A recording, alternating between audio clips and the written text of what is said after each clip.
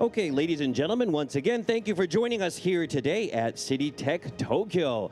My name is Justin Patterson, your host and MC. We will now shortly be starting the City-Tech Challenge semi-final round, which will take place here on this stage. さあ皆様、本日は City-Tech Tokyo へようこそ。私は My name is Justin Patterson. I'd like to request your best regards. I'm the MC. And basically, the presentation will take place in English, so please take advantage of your simultaneous interpretation receivers and select channel 1 if you want to hear the interpretation into Japanese. I mentioned we'll now be starting the City-Tech Challenge semi-final round, which will be taking place here on this stage. City-Tech Challenge, as you know, is a pitch contest that will decide the #1 city-related tech that is essential for realizing sustainable cities. We received entries from 338 companies from 35 countries around the world. From among them, 20 semifinalists who passed the second round of evaluation will be making their pitches here on this stage today. Startups will have a 5-minute pitch session followed by a 2-minute Q&A session, and they will be evaluated on the contents of those two parts. Startups that pass this round will go on to the City-Tech Challenge final round, which will be held here tomorrow. The winner at the final round will receive a prize of 10 million Japanese yen. Okay, so we're going to go ahead and kick things off by introducing our judges today. So we're going to have them come up to the stage. When they do come up to the stage, please be sure to give them a round of applause. So starting off with our first judge from Will Partner, Mr. Masaya Kubota. Round of applause. All right, moving on. The Chief Investment Officer at U-Tokyo Innovation Platform Company Limited, Mr. Mikio Kawahara. Next up, from Pegasus Tech Ventures, General Partner and CEO, Mr. Anis Uzaman. Vice President at 8 Roads Ventures, Ms. Sophie Merali. A Managing Director at DG Daiwa Ventures, Mr. Yamato Watanabe. And last but of course not least, CEO at NTT Docomo Ventures, Ms. Yoko Sasahara. All right, thank you very much to all of our judges. So we're going to ask each of our judges for a quick few comments, or a few words, if you would, please. So starting off with Mr. Kubota. Hi, my name is Masaya Kubota. I'm with Will, which is a VC based in Japan and America. Nice to meet you all. Thank you for having me for this precious opportunity. Thank you. All right, thank you very much, Mr. Kawahara. Hi, this is Mikio Kawahara from U-Tokyo IPC. U-Tokyo IPC is the investment arm of the University of Tokyo.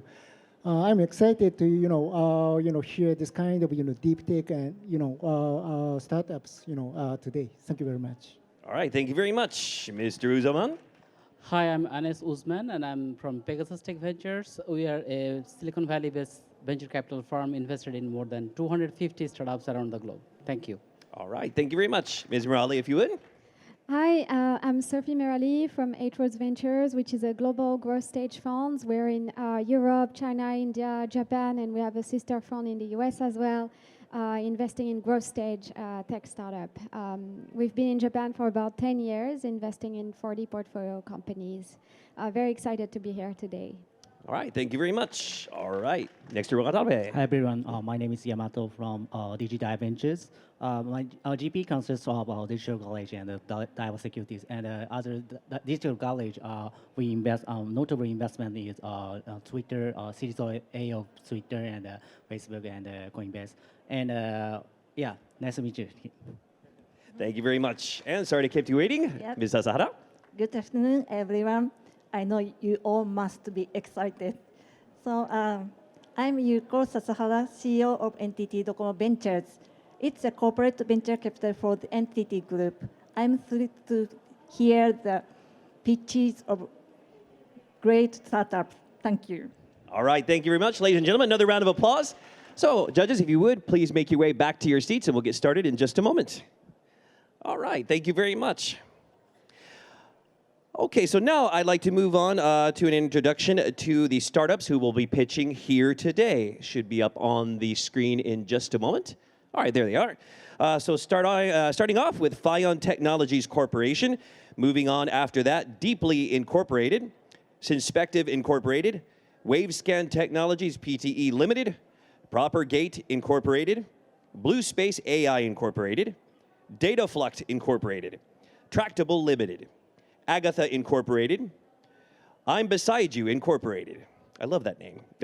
Turing Chain Limited, Vardinos Incorporated, Panel Semi Corporation, Ultrapax Pte. Limited, Alchemy Foodtech Pte. Limited, Fermentation Company Limited, Enapter S.r.l, Kyoto Fusioneering Limited, Sepur Pte. Limited, and last, TBM Incorporated. Will be giving their pitch in this order. So as I said, they'll be getting started here in just a moment, presenting here on stage.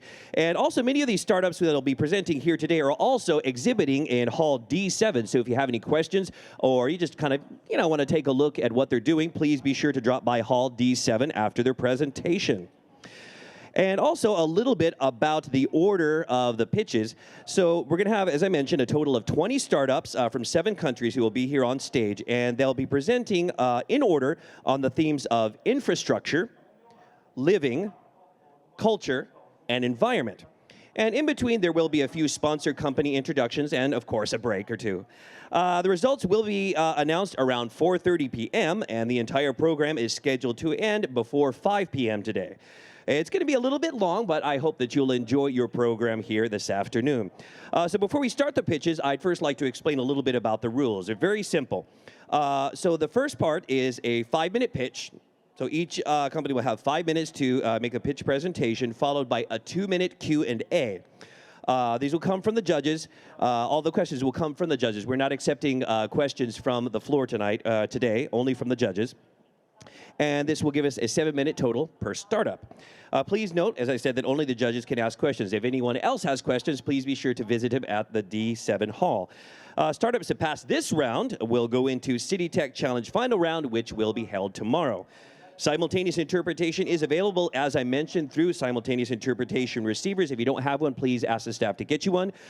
Please use Channel 1 for Japanese and, of course, Channel 2 for English when it's necessary. For those of you watching online, please be sure to select your desired language from the menu. Okay, so if everyone is ready, then we're going to go ahead and, without further ado, get started with the semi-final round. So our first 4 presenters will be talking about infrastructure. So first up, Pte.Ltd Technologies Corporation CEO, Mr. Jonathan Nydell. Everyone, a round of applause.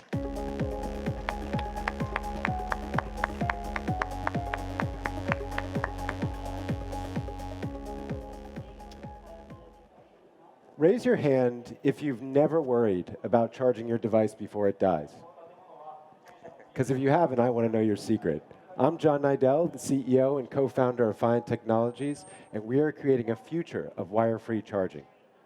In a world with increasing focus on integrating IoT and smart devices into infrastructure, the power cable can sometimes be thought of as a major antagonist in this story.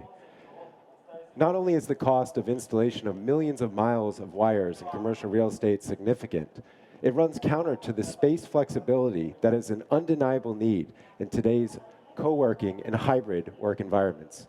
And with users tethered to their devices in and out of the office, charging needs to be seamless, ubiquitous, and easily accessible. Our future envisions cost-efficient infrastructure, cutting building developers' reliance on cables, on sockets, on pads, spatial freedom, and cost-efficient, flexible spaces, and true mobility without the reliance of consciously thinking about charging. Last-mile power delivery needs to be scalable, efficient, and invisible, much like Wi-Fi is today. I'd like to introduce you all to the Pte.Ltd platform, the first over-the-air wireless power transfer technology that's capable of delivering the combination of significant power and safety over distance, cutting the reliance on legacy copper and moving to define a new standard in device mobility. We're extremely proud of this first-generation platform capable of intelligent power delivery. It's scalable, leveraging light-based power to deliver the required device power up or down, big or small. With true hemispherical coverage, omnidirectional charging allows for coverage of a large floor space with a single transmitter. And what's more is the data backbone of the technology involves two-way secure communication between the receiving device and the transmitter for charging diagnostics, device tracking, and smart facility applications. The first generation technology will deliver 5 watts of charging power to the device over 4.5 meters with omnidirectional coverage with 0 loss over the air. We achieved this through the light-based solution. The next generation technology will deliver 4 times the power and double the distance. There are a number of competitors in this space offering a wide variety of solutions on the power versus distance spectrum. Only Fion can deliver significant power over distance safely. Our go-to-market strategy is simple in 2 phases. Number 1, we go direct, integrating our transmitters and receivers into commercial infrastructure. We're establishing the wireless charging infrastructure of the future. In phase 2, we leverage this infrastructure as commercial and technical validation to win the OEMs for direct product integration. In a few short years, we see the iPhone 20 with an integrated Fion receiver and lighting of the future with integrated transmitters, creating a wireless power network behind the hardware. The team is implementing what Nikola Tesla started over 100 years in the making, with deep technical background and a crazy appetite for challenges. But one more thing, let's see the device in action. The Fion transmitter can be flexibly mounted on a ceiling, a wall, or tabletop. It's an all-in-one unit, providing power, data, and lighting. The Fion receiver is compact, lightweight, and can be plugged into anything with a USB Type-C or Lightning port. This setup shows the Fion receiver plugged into the mobile app in the phone, which is useful for charging diagnostics, but not required for charging. We have a transmitter on a tabletop and the Fion receiver plugged into a phone on a stand. The app registers the power transferred by directly measuring the current and voltage across the connector. And significantly important to our solution is the safety of users. Any impediment, like my hand, between the transmitter and the receiver cuts the charging immediately before any exposure and starts charging again within 1 second. The solution is mobile. We can track devices and charge at the same time. And in addition to that, we've shown in this video a lower power state at 1 watt, which is still orders of magnitude over what our current competitors can accomplish over the same distances.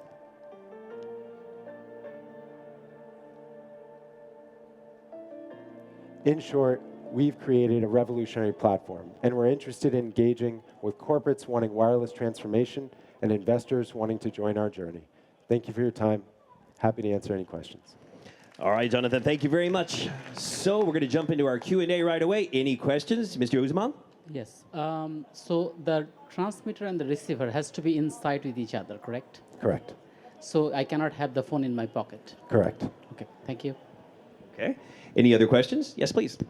I think a challenge for wireless power transfer are the relatively small transmission, and it would be kind of difficult to provide electricity needed to make a city function.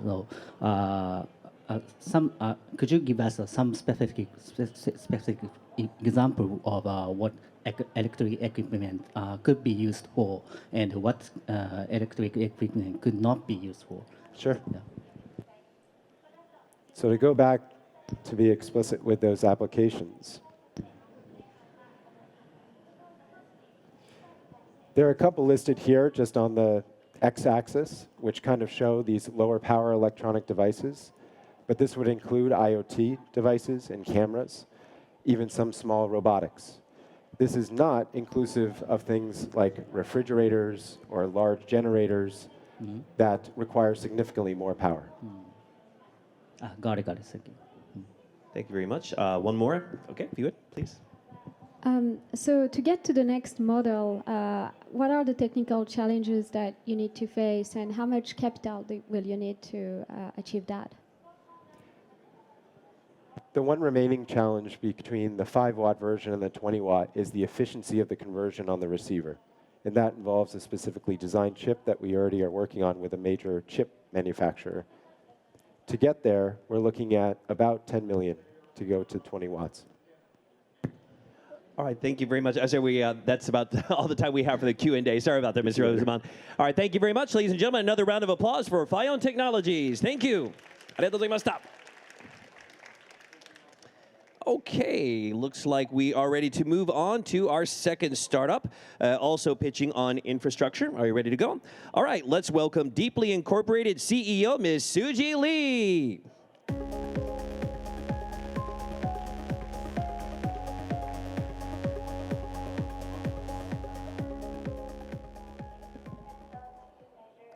Hello everyone, this is Suji from Deeply. We are providing sound AI solution for people's safety.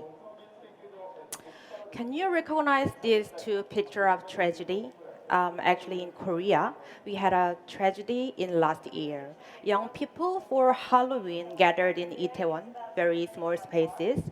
So sudden pressure exists and a lot of people cramped in a very small distance and crash accident happened. So 156 people were dead over one night. And very similar accident happened in Japan either. 20 years ago in Hyogo, a lot of people were crowded for cherry blossom. So 11 people were dead with very similar reason. We hope to prevent this accident happening in the city. This is the first approach to detect sound event detection. We are trying to listen what kind of accident happening in the city. So we are listening and understanding what kind of city sound, for example, car crash or people screaming and building collapse or act. In Tokyo statistics, one policeman should protect 485 people, and one camera records 1,000 places. All of them are overworking. Tokyo and we, our global city, need more innovative way to protect people and prevent these tragedies. So I will show you our Listen AI solution.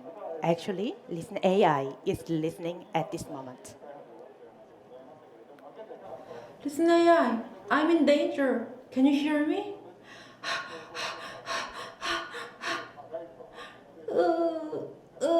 This is a panting sound and a moaning sound and screaming sound either. Oh, you saved my life. Well, that's me. Sorry for bad acting, but it really shows how our system works. Our Listen AI detects a variety of sound at the same time, immediately detect what kind of accident happened. For detect car accident, for example, we detect car skid mark or car horn bang bang, or people screaming, yelling, or people's working sound, or if needed, gunshot either. So we're trying to detect and analyze this medical accident, car traffic accident, and terrorism and attack or child abuse either. Amazingly, this sound AI is not affected by language. It's language agnostic. So it is proven globally. Our sound AI is most widely used sound AI engine in the world so far. So 40 countries from now uses Listen Baby to prevent child abuse. 200,000 people use it now. And in India, we detect woman scream for gender equality. And in Japan, we identify peoples in crowd situation either. And of course, in Korea, we worked with the government and a lot of companies, especially for security reasons. So we were actually nominated by Presidential Award. This is previous and current president of Korea. And we've finished 7 governmental projects successfully until now. We hope to become a technical bridge between Japan and Korea. Like other sector, AI is becoming more and more important for security market either because man cannot work around or secure every places. So AI unmanned automatic security system is very important and substituting the conventional way. So we deeply hope to become a global lead company for future security market. Thank you for listening. Thank you for listening. All right, Suji, thank you very much. Okay, so we're going to jump into our Q&A. Any questions? Okay, Yuko? Yes, thank you for your speech. Yes, I agree with you. It's beyond the language. Yes. And one question, do you have any competitors in the market? If yes, what do differentiate others? And if no, it's a quite new market. What is your go-to-market strategy? Yes, actually we are we are finding big technological company like Nuance, which develop a Siri embedded in iPhone. Hey Siri, she can be a competitor, but our solution, we have a really large data set, sound data set. That's our most big advantages, and we believe it is the most big size non-verbal data set in the world. So that could be our advantages. And yes, and until now, we are focusing on Korean market, and in the last year, we are trying to enter in Japan either. So around 3 or 4 months ago, we are partnering with some companies in Japan and trying to come here and make some contract now. So we hope to become more widely used solution in here. Thank you. Okay, Mr. Kawahara? Well, can you describe, more about the data collection, strategy for the big data collection? Yes, for data, actually, our company over 5 years we've collected really a large size of non-verbal data set, and even big company want to purchase our data set partially.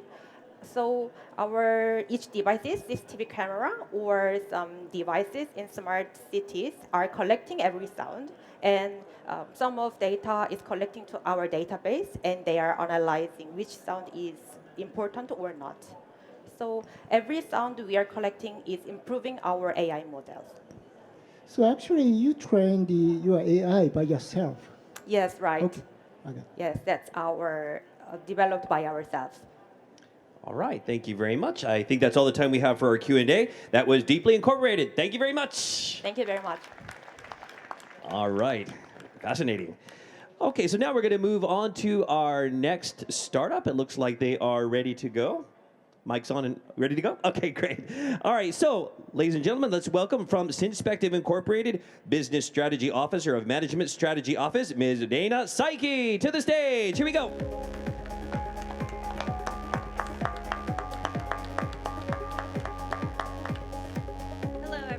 My name is Reina Saiki, and I'm here representing Synspective.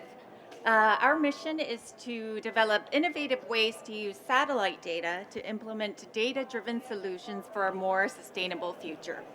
And a little bit more about who we are. Synspective is a Tokyo-based company with a diverse and talented team of over 170 members from 29 different countries. Since we were founded in 2018, we have raised $200 million in funding, and we have been recognized both in Japan and globally as a leading startup within the space industry. In terms of what we do, Synspective develops and operates what are called synthetic aperture radar satellites, or SAR satellites. Compared to optical satellites that are highly dependent on sunlight and weather conditions, these SAR satellites are unique in that they can gather data regardless of the time of day or the weather condition, enabling 24-hour all-weather Earth observation. And as you can see here, SAR satellites emit microwaves that can capture the changes in the Earth's surface across time. Synspective currently has 3 small SAR satellites in orbit, and we are working on building a 30-satellite constellation system. Using these satellites, we offer two services primarily. The first involves generating S.r.l satellite data from our constellation and directly selling it to users, primarily government users and data analytics companies. And below that is service number two. This is our solution service, and this also utilizes S.r.l satellite data, but we combine it with other satellite data or other big data, use data science and machine learning to develop cloud-based solution services that our customers can easily use and easily access without any expertise in S.r.l satellite data. So today, I'd like to introduce just one of the solutions that we offer. It is called the Land Displacement Monitoring, or LDM solution. LDM utilizes S.r.l satellite data, detects land displacement across time and across a wide area, and analyzes ground risks through the persistent monitoring of millimeter-scale surface changes. And what this means is that our customers can greatly reduce the cost and the time and the effort traditionally needed for land displacement analysis, making LDM useful for construction management, infrastructure maintenance management, disaster prevention, disaster response, and more. And I'd like to also introduce a use case that we conducted with JICA, the Japan International Cooperation Agency, and Guatemala City. Guatemala is a mountainous country with several volcanoes, and it is very prone to disaster risks. The capital city itself has been hit by devastating landslides and sinkholes, earthquakes in the very recent past. So by using LDM, we were able to identify 3 land risk hotspots for landslides and subsidence that were previously not known by Guatemalan authorities. And this is a demo of our LDM solution. We have Guatemala City, and we want to look at vertical land displacement. We want to see where land subsidence or the ground sinking is potentially occurring. So we're isolating that data by removing data that detects land uplift or the ground rising. And you can see here 3 areas where clearly land subsidence is progressing over the 3 years, which was the time frame that we were looking at. So in this way, LDM was used in Guatemala City to detect land displacement and ground movement risks at an early phase, and greatly reduce the cost of on-site land surveying and contribute to the building of a smarter disaster prevention management system in Guatemala City and the protection of urban city life and infrastructure. And lastly, we aim to continue to develop our solutions services so that we can help to solve the various issues and challenges that our cities today face, including urban flooding, aging infrastructure, disaster management, and more. Thank you very much for your time. All right, Reina, thank you very much. Okay, we're going to jump into our Q&A. We've already got a hand up. Okay, Mr. Kubota. Thank you.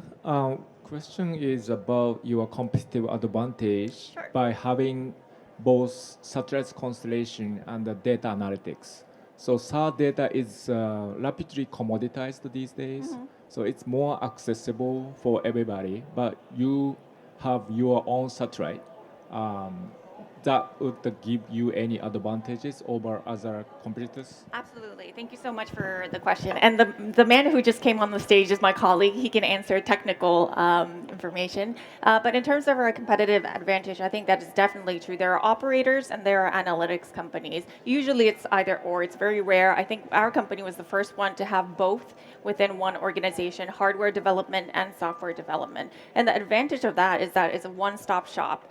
By controlling and operating and owning our own satellites, we can directly go and get the data that, for example, government users need and require.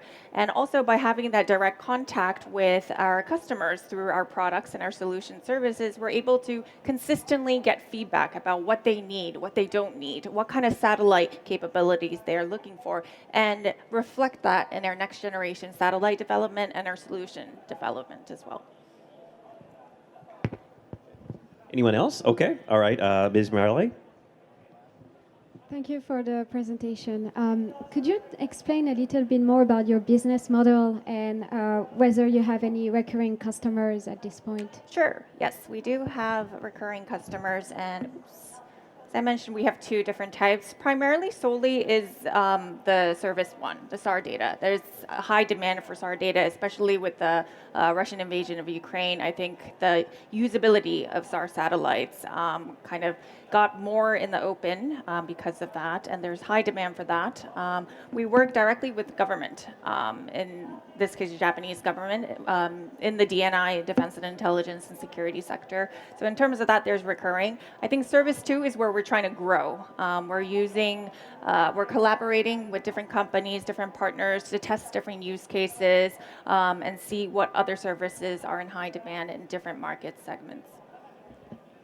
Okay, thank you very much. That's all the time we have for our Q&A. So once again, ladies and gentlemen, that was Synspective Incorporated. Thank you very much. Another round of applause. Arigatou gozaimashita. Okay, moving on to our next startup, also pitching on infrastructure. Looks like they are ready to go. Wavescan Technologies Pte. Limited CEO founder, Mr. Kush Agarwal, to the stage. A round of applause. Good afternoon, judges and audience members. I'm Kush, the CEO and founder of Wavescan. So Wavescan is a deep tech startup developing 3D imaging technology in Singapore. The importance of structural inspections cannot be understated, and yet many building owners struggle to find reliable solutions, forcing them to break open the asset through destructive testing. Sometimes these defects get unnoticed, leading to deadly disasters and huge financial losses to both governments and corporates, and loss of human lives. In recent year alone, there have been multiple accidents all over the world, making this a global issue. The core problem of the inspection itself is that the sensor technology that is being used is contact-based, which makes the entire process very time-consuming, tedious, and manual, and sometimes forcing inspection engineers to work at unsafe environments in high-rise buildings or confined spaces. And our vision at Wavescan has been towards changing and disrupting this reactive inspection mindset towards proactive and predictive one. And through a decade-long research at S.r.l, which is Singapore's national research agency, and Wavescan, we have developed a first-of-its-kind 3D imaging technology that is completely contactless and can maintain a centimeter or millimeter scale resolution, is completely lightweight and portable, enabling us to integrate into various robotic platforms. And as we transmit and receive electromagnetic waves, we are able to capture the spatial 3D information that is embedded inside the structures, such as cracks, corrosions, interfacial voids. And through that, we have also developed our proprietary software solution. So everything from project creation to account management, defect database management, 3D image tagging, location tagging is enabled. And it enhances the user's experience in terms of controlling the robots, all the way to collecting the data, 3D image analysis, and end-to-end report generation, which then gets endorsed by the professional engineers and becomes compliant with the Building and Construction Authority, such as BCA in Singapore. Our key emphasis has always been on the 4 key pillars, starting from the 3D imaging technology to automated data collection, digital workflow and management, and AI-driven tagging. And we have been able to develop this cutting-edge technology due to deep domain expertise and a strong support from Singapore government. With inspection at the core of today's structural resilience, NDT, non-destructive testing, is a recession-proof market in multi-billion dollars. And there are many available market technologies today, but we do not have any direct competitor for this scientific technology. The startup has also won multiple awards and has validated the technology in 7 countries, also raising our seed funding round in early 2021. In Singapore, we are already commercially deploying the technology for a few building inspection use cases, such as structural inspections, facade inspections, and water leakages, as well as public infrastructure inspections of tunnels and bridges, which we understand is a critical use case in Japan as well, and a few oil and gas use cases with commercial MNC clients such as ExxonMobil, Shell, and Chevron. In terms of the business model, our focus is towards maximizing the adoption today. So we do direct sales in terms of large corporate customers, clients, infrastructure companies, as well as a turnkey solution towards providing end-to-end technology. In terms of the technology itself, we have commercial projects ongoing in Singapore. And last year alone, we had sales orders of over $1 million in our first commercial year. And this year, we are on track to break even and go profitable. We have been working on the Japanese market since before COVID in 2019 itself, and have gone through extensive market programs supported by both Singapore government as well as Japanese government to do market research, competitor analysis, as well as validate the technology with big tech companies in Japan for a few infrastructure-related applications such as tunnel inspections, bridge inspections. And we feel now is the time to act so that we can stop these avoidable disasters and save human lives. So let's make this world a safer place, one scan at a time. Thank you. All right, thank you very much, Kush. Okay, ready to go ahead and move on to our Q&A. Anybody have any questions right off? Okay, well, let's start off with Mr. Watanabe, if you would, please. Thank you for presentation. How much does it cost, enter hardware cost roughly, and what scenario could be possible if technical innovation will happen in the cost of hardware? So in terms of the product sales, when we sell the scanner technology, we have a basic software that goes with it. So the package costs around $50,000 for one-time hardware sales. We also have clients coming back to us with data analysis services. So for that, we do per hour or per project-based charges. So that then becomes a recurring model. In terms of the project of testing as a service with large commercial clients, we have our project analysis and costing model based on the resources required by the client. And everything now is also being managed by software. So in terms of scalability, in terms of large project deployments and management. Okay, Anis? How many people you have in the team today, and are they all based in Singapore? So right now we have a team of around 18 people, and all of them are based in Singapore. So as the team is starting to grow and we are starting to get business, we are also getting another team in terms of software analysis in India. Okay, Mr. Kawahara? Can you apply your technology to human body? So in terms of human body or safety surveillance kinds of applications, the technology can be applied. So we have another imaging technology at millimeter wave, which is similar to how you would do with X-ray imaging. So we have not looked into that sector because as a startup that has a much longer go-to-market time. But in terms of the base science and technology itself, it can be, a modality of it can be changed to be customized for surveillance, but then that has to go for FDA approvals or FCC approvals in terms of safety regulations. Okay, thank you very much. All right, thank you very much. Sorry, that's all the time we have for our Q&A. That was WaveScan Technologies. Thank you very much. Arigatou gozaimashita. Okay, so that brings us to an end, or to the end of the pitches for our first 4 startups. Before we move on to our next batch of presentations, I'd like to take just a moment to kind of introduce our silver sponsors of this event here today. We're going to be introducing them on screen, so if you'd please take a look. Here we go.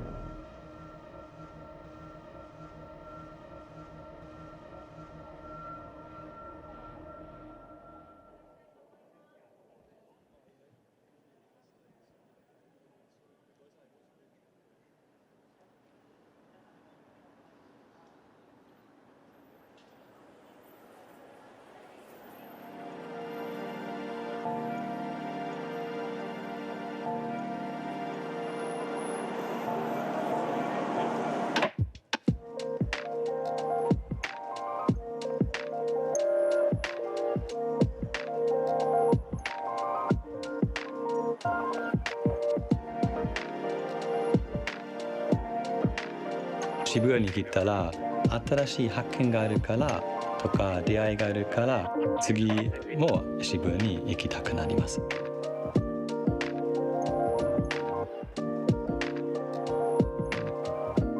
渋谷は若い頃はよく来ていて、今はママになって自分がどんな立場になっても楽しめる街だなって思っています。渋谷っていつもいろんな人がいて刺激的ね。この街に来るととっても自分らしくいられるのよね。私たちにとってはさ、街全体がランウェイみたいなもんじゃない？今ってエスカレーターを上がると広がってる感じがするから、自分が予想しなかったところに連れてってくれる感じがするかな。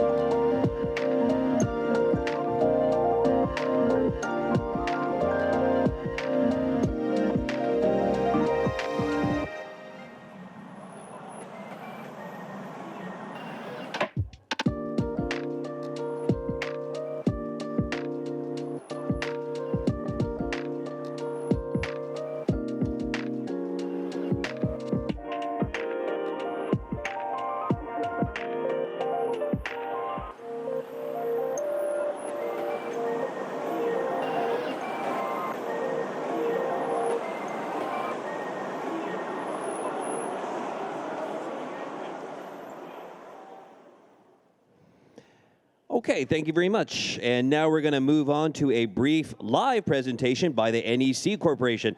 So I'd like to ask Ms. Miyako Sato-Date, Assistant Manager of Enterprise Business Planning Department, to please come to the stage. Let's give her a round of applause. 大きな拍手お願いします。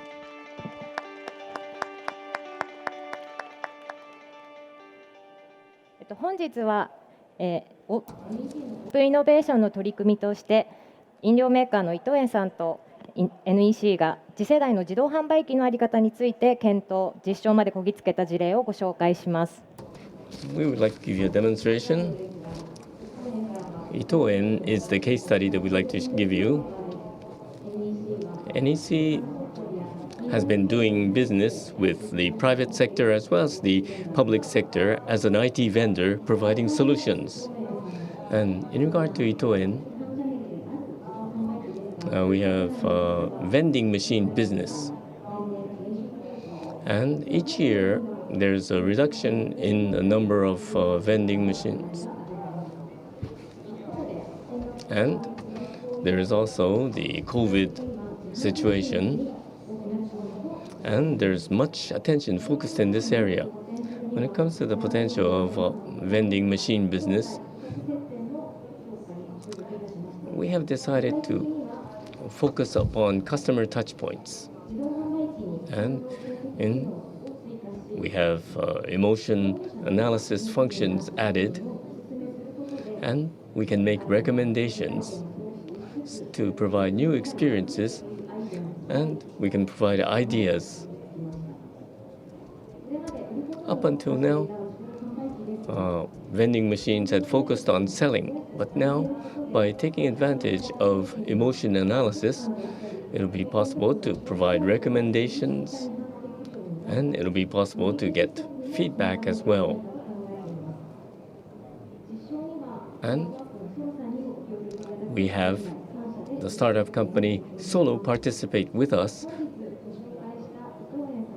And in regard to the efforts of Itoen and other areas, NEC has been working with corporations as well as startup companies. If you are interested, please drop by the NEC booth. Miyako Sato-Date from NEC. Another round of applause. ありがとうございました。Okay, so she was just mentioning, NEC as well as Tokyo Corporation and the Tokyo Land Corporation have exhibits here in the E-Hall. So if you want to take a few moments after this to drop by and take a look, please do so. Give us just a moment as we'll be starting back up with the rest of our presentations. We got a couple of quick things to do.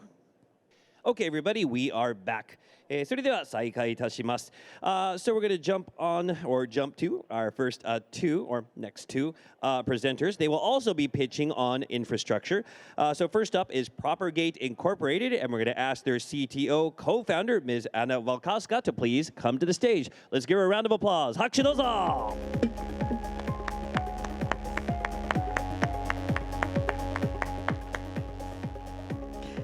Ladies and gentlemen, I'm very happy to be here, and I would like to introduce you to Propergate, a smart collaboration platform for managing logistics on construction projects for sustainable projects.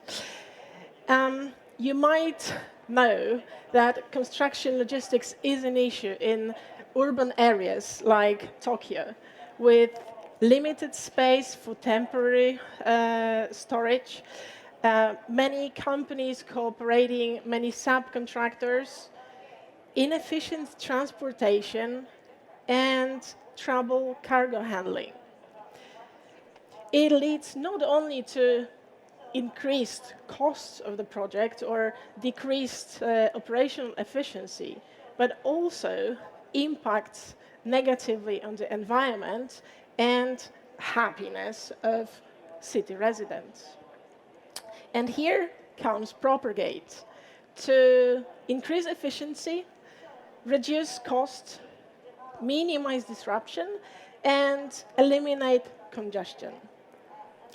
It is important because conflict and tensions are main problems that affect in disruption on site and cause delayed activities. To solve it, general contractors have to provide effective communication channel and implement digital delivery management and material logistics plan.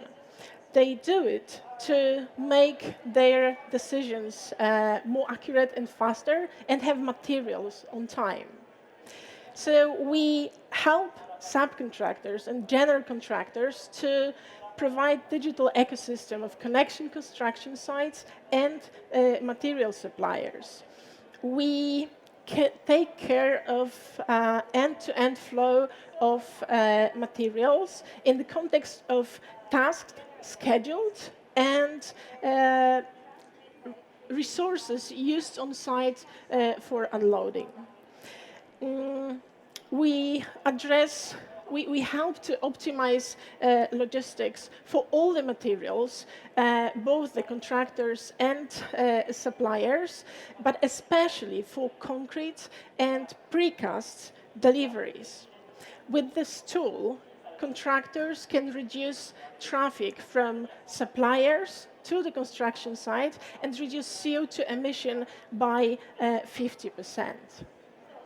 So, leading Japanese contractors recently focused on making their logistics smarter, among them Shimizu and Takenaka. So the need is there, and Propergate is well equipped to address it. Companies like Kajima Corporation and Skyska in Poland or Basics in Dubai trusted Propergate and improved their operations on site, saving millions on logistics. In terms of marketability, Propergate addresses targets high impact issues, urban issues like traffic congestion, low air quality, and has well developed business model. We have resources to expand to Japan thanks to our investors and very experienced manager who's our country director, Kazuyoshi Tsukusa. And we already had demonstrated our global track record through such projects like Dubai Uptown Tower and numerous projects in Poland. We have currently open round and of 2 million euro, more than half is already committed. Once closed, we will spend the capital for international expansion and further product development. In conclusion, Propergate is the solution to improve construction logistics in Tokyo, and with our competitive material-centric solution, we can help the city, help Japan to improve the construction logistics management. Thank you very much. All right, thank you very much, Anna. I think you were mentioning the Shimizu Corporation. They're like right next door over there. Did you go and say hi to them already? We have a meeting already scheduled. Oh, all right, great. Okay, so we're going to go ahead and start with our Q&A session. Oh, we've got so many hands up already. Well, let's start off with Mr. Kuboda. Is that okay? What's your customer onboarding strategy? I mean, this is quite an old-fashioned industry where a bunch of stakeholders are involved. Yes. Who are not necessarily savvy with digital tools. Yes, and that's true for every country. So when we start the first implementation with the company, we just arrive to the site and we engage people from different departments. First, to understand their way of working, we have a workshop and we show, okay, this is your way, this is how our tool can actually just digitize what you currently do. And we also train the trainers. So actually the logistics coordinators will later be the ambassador in the company to promote it for other projects. So we know that we have to first provide the training and the workshop because, as you said, this is very conservative and a difficult industry, but we love this industry. Our background is in construction and IT, so we just have it in our soul. Thank you. All right, thank you very much. Okay, Sophie? Thank you for the presentation. I had a question about your competitors. So in Japan, who are the biggest players and what is your competitive positioning?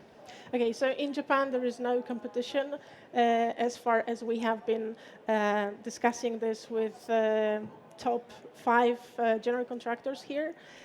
We have one competitor in Australia, one in the UK, and one in the US. But it's like, because we are very material oriented, this is our advantage because we collaborate closely with suppliers and have very specific digitalization process of this communication channel, while others just have, I would say, generic approach to logistics.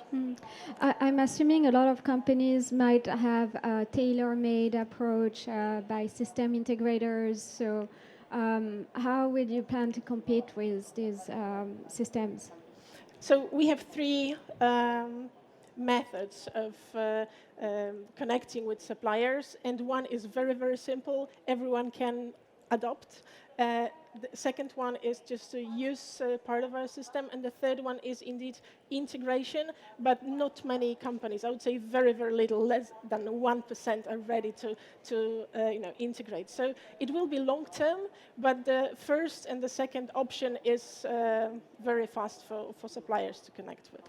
All right, thank you very much. Unfortunately, that's all the time we have for Q&A. Thank you very much once again. That was Propergate Incorporated. Arigatou gozaimashita. All right, moving right along, Blue Space AI Incorporated. We're going to ask their co-founder, CEO, and president, Ms. Christine Moon, to the stage. Give her a round of applause. Hakushu onegai shimasu. Hi, I'm Christine Moon, co-founder and president of BlueSpace.ai. Shout out to the MC, such energy, I love it. I'm here to explain what explainable and scalable AI solution for autonomy is, especially scalable. My co-founder Joel and I flew in from Silicon Valley, and we came from an autonomy company, which is now part of Apple, called Drive.ai. I emphasize scalable because our previous approach and the conventional approach of autonomy is not quite scalable. Right before coming here, I Googled, and this is going to go off script, Yoshi, who's translating for me right now. What do you need to build a smart city? You need lots of data. Number two, you need a really, really good network, which is the backbone. And you need a lot of sensors, and it needs to be reliable, and privacy concerns need to be addressed, and it needs to scale. It's not too different from autonomy. And maybe that's why NASA, you see a NASA logo up there, chose us as the winner for 2021 challenge, because they want to build a smart city on Mars, right, at some point. So the rinse and repeat part, scalability, is because of this. There are long tails of many unexpected things happening. And when you have an autonomy solution, you want it to be rinse and repeat and scalable, but these situations don't allow you to use the previous data that we talked about. And sometimes there's no network. Then are you going to be ready? So Blue Space presents a solution when there's no data or not enough, or when there's no network, we have a solution to scale. And that's due to sensors. So while we're a software company, you need to understand what's in the upper right-hand corner. There's a set of next-generation sensors called 4D sensors. That includes FMCW LiDAR, that includes imaging radar. And the fourth dimension, which is actually tied to the name Blue Space, is the velocity, the Doppler information. And that allows us, to work with many sensor companies listed here, which presented at CES for the past few years.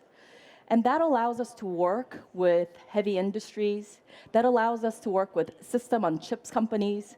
That allows us to work with vehicle manufacturers and smart cities so they can automate, they can move things, right, like Anna said, and do it in a scalable way. That's where Blue Space is.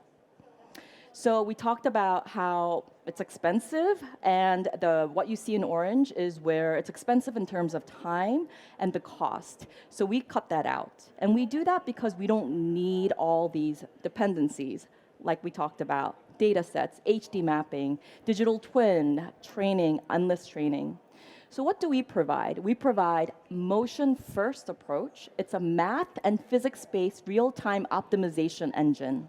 And that means it works here in Tokyo, as well as in California, as well as in Latin America. And just to the way I explain it to my kids is, okay, mom is driving on the highway, and what's in front of me used to be a car on top of a truck, towing truck, all one motion. Well, guess what? The chain broke, and all of a sudden, the car fell off. Now, that's where motion-first approach, Blue Space's approach, is able to see things accurately and then react in time, thus increasing safety, reliability, and scalability. So we don't ask, what is that? Because what is that? There's a long tail like we saw. We ask, what's going on? How is it moving? Well, we better be ready for it. So in terms of how we perform, here are the metrics that compares against the ground truth on the left-hand side, and on the right side, compared to the conventional approach of autonomy, the training-based approach. And we've been there, done that, and we can say, wow, we do a lot better than what we used to do. So we work with many different form factors, like the truck you see here. And that's important because you want to move things. When you're building cities, you want to move things, whether it's on-road like this happens to be Utah, but on-road like this, or in the yard, or just ground dirt. So this is where you can see how our software sees the dark blue is where it is, light blue is where it will be, predictive perception. And what's interesting here is that whether it's occluded or not, because we don't care we don't have bounding boxes, we can see it whether we see part or the whole. I like this one the best. It's the person walking under the truck. Dark blue shows us where that person is, and light blue where it will be. Again, predictive and very accurate. There's lots more, but I want to tell you where autonomy will be used. We talked about cities, how we work, how we go to school. So this perception is used on-road and off-road, and in many other contexts like this. So it's fertile ground for us to use in terms of geographic. We don't have geofence. We've been recognized along the way. So we started back in 2019. We raised 3.5 and another 4 million. We were recently selected to enhance the perception capabilities of unmanned ground systems of the US Army, again, off-road. And we're raising our next round. So investors, I would love to talk to you. And we're actually, my co-founders is giving demo rides right now as we speak. So if you're interested in seeing this in action in the streets of Tokyo, please reach out. Happy to do that. So again, explainable. Christine, I'm sorry, I'm going to have to cut in your overtime a little bit. Sorry I'm about done. that. I'm done. All right, guys, she's done. Thank you very much. A round of applause. All right. Arigatou gozaimasu. Sorry about that. Okay, so we're going to move on to our Q&A. Mr. Uzman already has his hand up. Let's go. Hi, Christine. How are you doing? Good. How are you? So predictive analytics is actually a well-known area, and there is a lots of companies there who are trying to solve the autonomous driving problem, right? So I know that you are also looking at another areas where you are going to apply this. So what is going to be your focus area as you develop this technology? Yeah, so it's not only analytics, which is where you start, but it's also actionable data. So our outputs, our software outputs, are not only telling you how things are right now, but what you can do with it. So there is a motion element, which is very important. So where do we want to apply this? Heavy industries, bus yard, truck yard, off-road perception. So we would give you an output that gives you ability to move things, whether it's air-based, land-based, or sea-based, doesn't matter for us. Is there a market there already that pays you the money that you need? Yeah, so our commercial traction has been obviously tier 1s and tier 2s and vehicle manufacturers. And those who want to go where autonomy hasn't gone before, or go in a way that's not geo-fenced. So that's the new thing here, where we're not saying you can only apply this technology here, but not there. We don't have that. That's where the generalizable piece comes in with the next generation of sensors. Yeah. Okay, any other questions? All right, Mr. Kawahara. I assume that you are the software company, and how do you collaborate with the device manufacturers?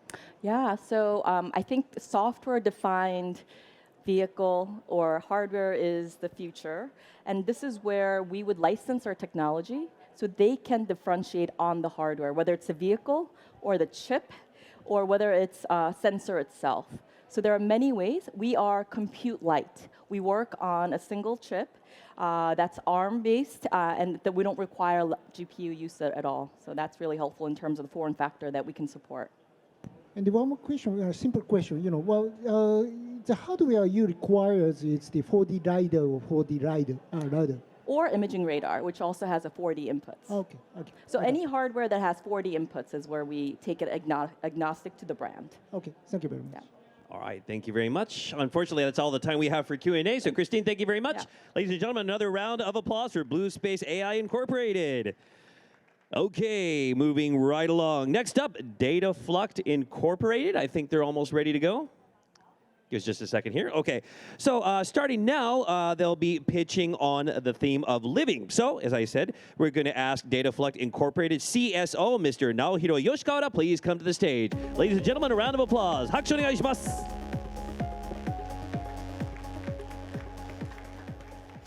Hi, everyone. My name is Naohiro Yoshikawa. I'm a Chief Strategy Officer of Data.Fluct, which is a data science startup based in Shibuya, Tokyo, Japan. What I want to tell you today is about changing people's awareness and behavior toward the carbon neutral society. A lot of companies now understand the necessity of reducing carbon dioxide emission. The reason is very simple. If they don't reduce the emission, they cannot highly appreciate it in the stock market. So they have a high pressure from the stock market. So that's why they disclose scope 1, 2, and even more scope 3. On the other hand, how about the consumers? Consumers understand the importance of decarbonization. 84% of consumers understand that are interested in decarbonization. But actually, just 32% of people are taking actions. So to fill the gap, 50% point gap, we have developed Because platform, where people measure environmental impact, exchange and circular carbon credit, and offset or provide carbon neutral alternatives. By the way, BCOS is a brand name or abbreviation of BCO20. By collaborating with Credit Suisse, which is a leading credit company in Japan, and also Duconomy, which is a leading startup in Sweden, we have started carbon dioxide calculation service based on credit card transaction data. So let me show you how it works. Basic idea is as follows. Suppose that I buy a 3,000 T-shirt at Uniqlo, which is a leading apparel company. And Uniqlo discloses the revenue, of course, as well as carbon dioxide emission. So by dividing carbon dioxide emission by revenue, we can calculate per yen, a unit price emission at Uniqlo. So we multiply the unit emission by, for example, 3,000 yen. Let me show you the demo. So our product is like a household account book. So let me show you my demo. Okay, let's move on to the slide. So in February, my emission was almost 1 ton, very high, very bad. So, okay. This is kind of a household account book, and you can see how you can compare my data with average data. And then we provided the offset program, so consumers can invest in forest, renewable energy, or energy-saving devices. For example, I choose renewable energy, so I can reduce by 900 kilograms by paying 3,000 yen. So we need to pay the credit.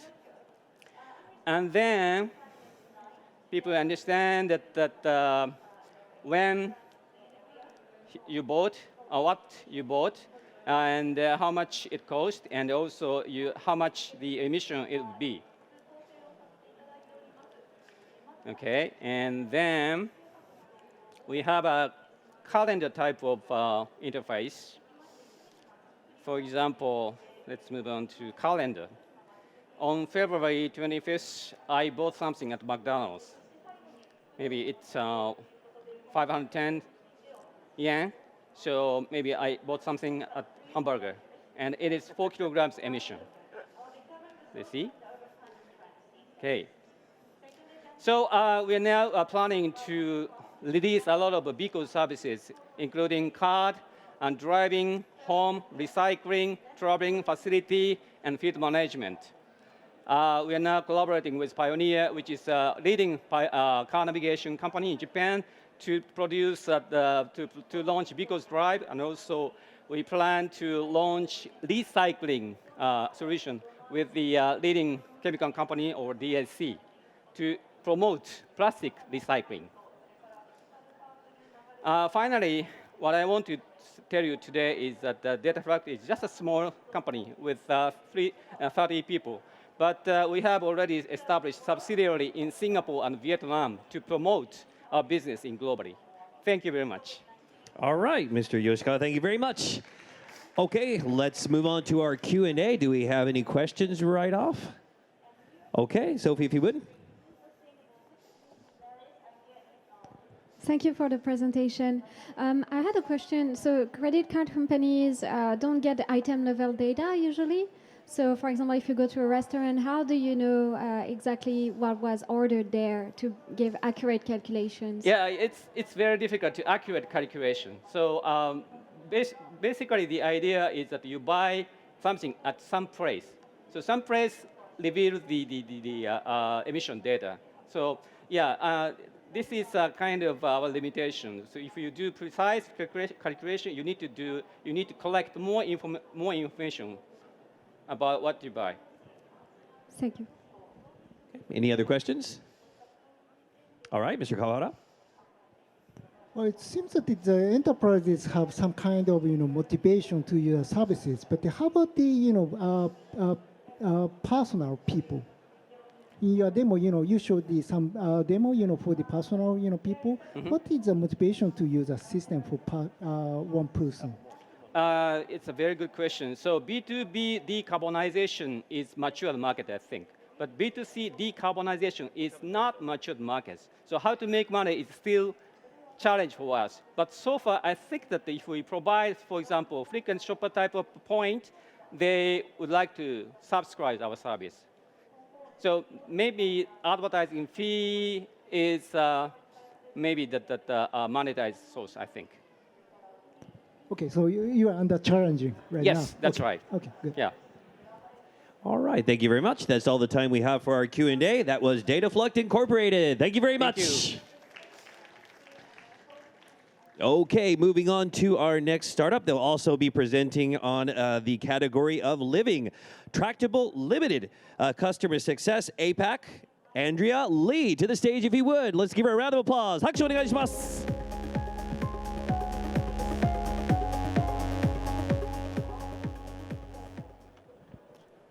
Hello everyone, I'm Andrea from Tractable. Today I'm here to pitch to you how Tractable can tangibly improve the lives of homeowners impacted by climate change.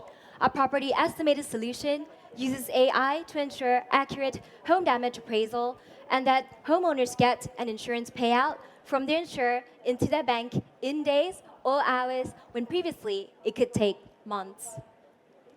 We know that climate change is increasing the severity and frequency of natural disasters. In fact, climate change is expected to exacerbate the impact of damages to homes by 5-fold in the next few decades. Last year, Typhoon Nydell devastated southern Japan, bringing about more than 1.2 billion in property damages. Now, when a property is damaged, the standard procedure is that a homeowner contacts their insurer and goes through an extremely lengthy, manual, paper-based process to receive an indemnity payout. But when a huge typhoon occurs, there's a lack of appraisers on the ground, and the typical cycle time takes 20 to 50 minutes.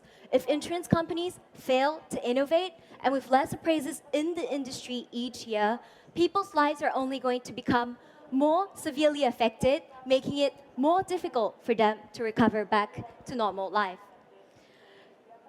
With our property estimated solution, Tractable is here to disrupt and to set a new industry standard for disaster recovery. We even have our AI is able to produce an accurate cost estimate consistently in minutes. We even have the track record to prove that all of this is possible. Last typhoon season, we processed more than 1,000 life claims with 3 insurance partners. In fact, when Typhoon Nydell hit Japan, we reached insurance settlement with a policyholder just the day after. In fact, our fastest claim reached settlement in as little as 30 minutes. And so now it's time to show you the magic. It all starts when post-disaster, a homeowner gets in contact with the insurer to do a first notice of loss. Immediately, a link is sent to their mobile phone. Upon opening the link, a set of illustrations and instructions will guide the user to upload their photos of damage. The user can select the relevant damage area from a drop-down bar, and multiple damage areas can be selected. Next, the on-screen instructions will guide the user to upload both an overview as well as a close-up photo. When the user is satisfied, they can choose to complete the application. Immediately, our AI begins assessing the damages, and the user is informed that their submission is complete. On the back end, the claim handler receives a notification that a cost estimate has been created. They can then choose to edit the estimate or accept it. Upon accepting the estimate, a message is sent to the policyholder informing them that their estimate is ready for review. They can then choose to accept the estimate and indemnity payout in the link. By doing so, the insurance company will be notified to start processing their payout.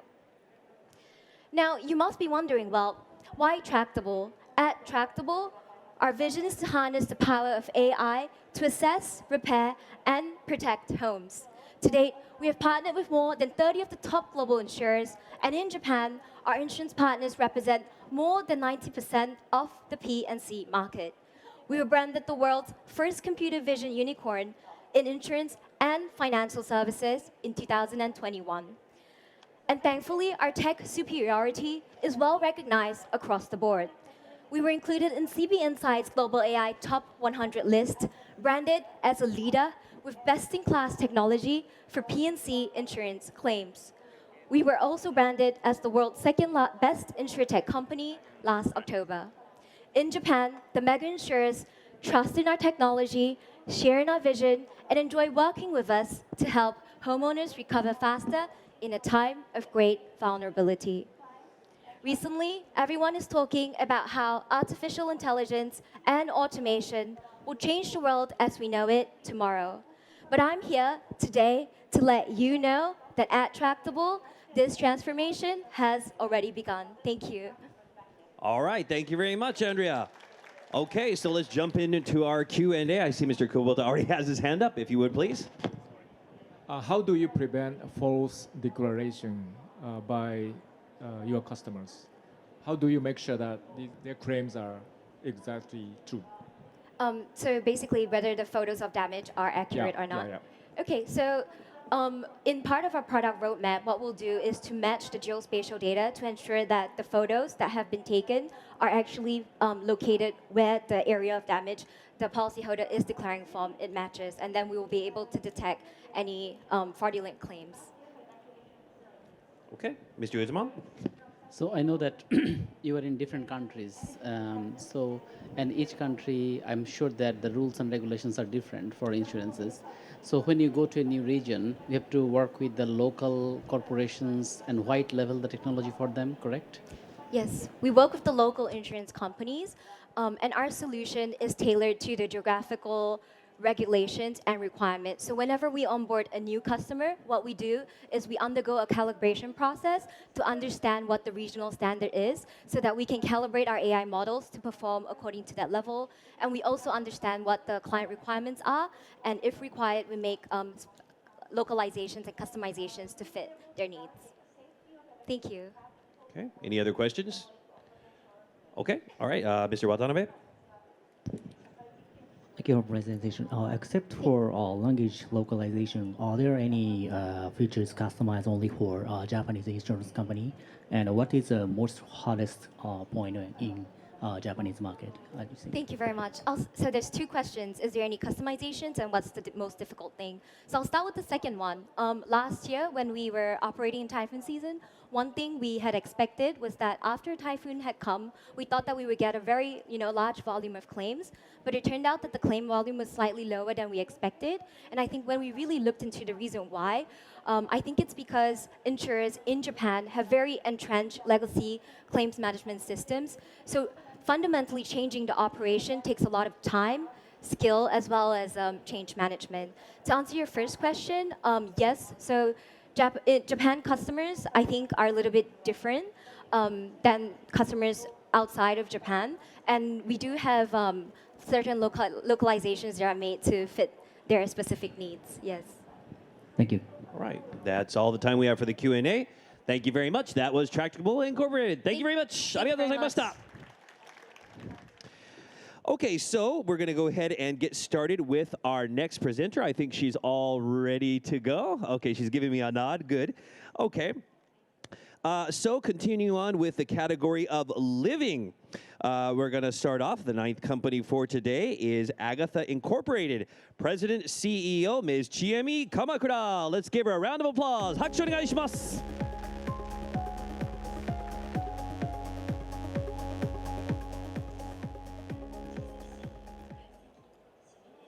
Hi everyone, I'm Chiemi Kamakura, Agatha, CEO of Agatha.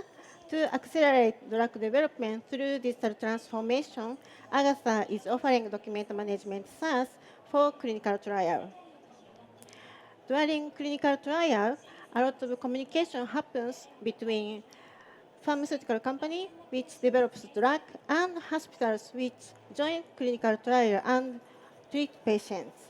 Still, paper is used extensively. 2 tons of paper is used at one hospital every year. For such paper correspondences, a lot of time, labor, times are wasting for printing, shipping, storing, and so on. So paper needs to be stored for 25 years due to EU regulation. That is especially burden for hospitals in large cities that have limitation on spaces and expensive for keep it. Agatha is offering document management SaaS to remove paperwork from clinical trials to resolve the issue. Our mission is to support people who work for drug development, which means pharmas and hospitals, by using technology. Regarding market size, R&D costs for drugs is increasing over the years. In 2020, $200 billion globally. From our research, 30% of costs are related to paperwork. So TAM for Japan is $5 billion and global is $60 billion. So Agatha is specifically designed for clinical trial in accordance with the regulation in the United States, Europe, Japan, and other countries.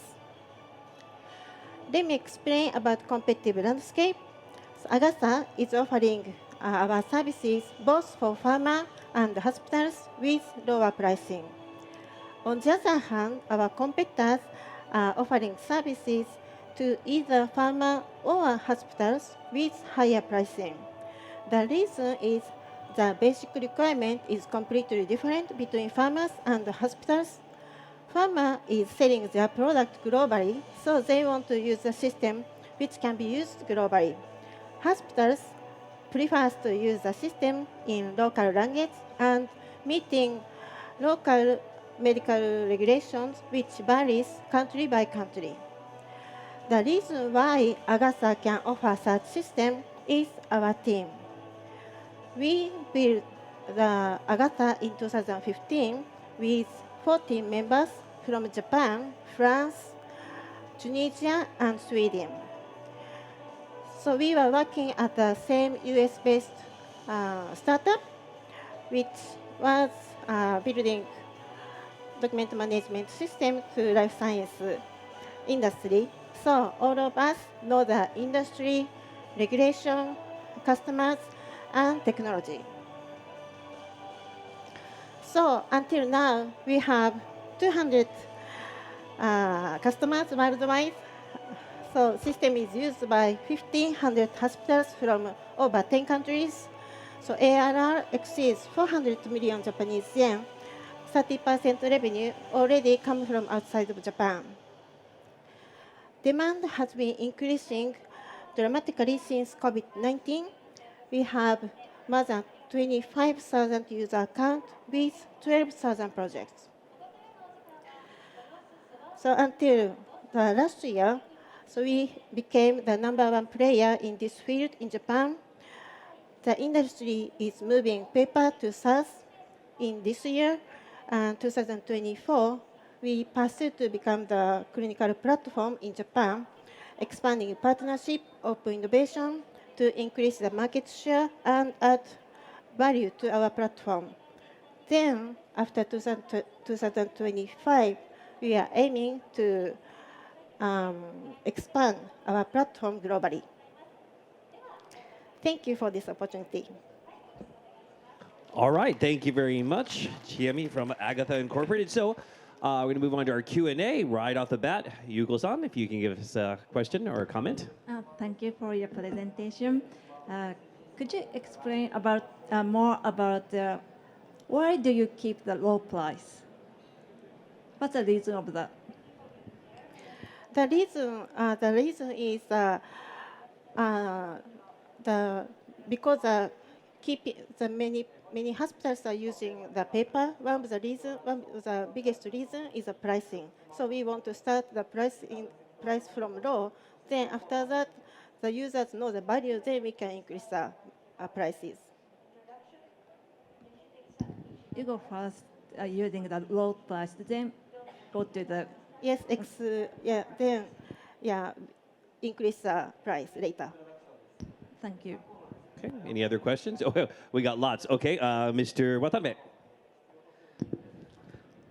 Clinical trials deal with sensitive data, sensitive information about human diseases. So they need a more securitized platform like you.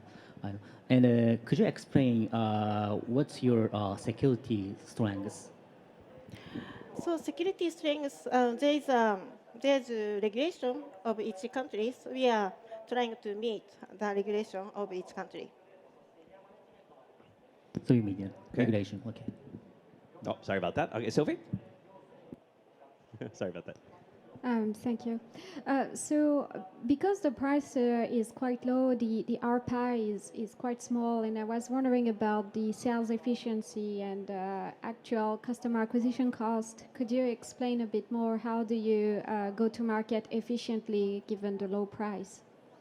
Yes, the market is not small. That is between pharma and hospitals. The market is quite large, we believe.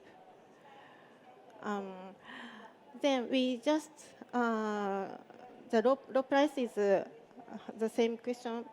We are offering low price to acquire the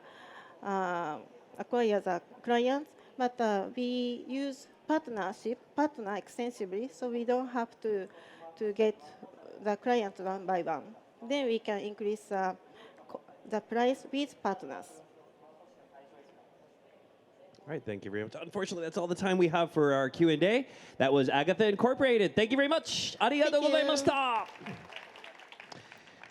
Okay, moving right along, our next company. I'm kind of interested to find out how they came up with their name. Maybe he'll talk a little bit about it. Let's welcome I'm Beside You Incorporated's founder and CEO, Mr. Shozo Kamiya. To the stage, please. Hakusho onegaishimasu.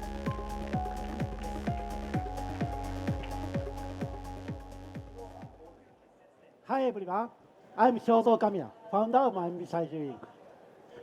We are founded after COVID-19 happened. Now, every person all over the world communicates via online. But online communication creates a black box. It's really hard to feel people's reaction via online. So we create system analyzing each person's reaction by multimodal AI. We analyze facial expression, face orientation, gaze, and voice, and gestures. As you know, reaction is different, person by person. One person is always smiling, and one person is very cool and occasionally smiling.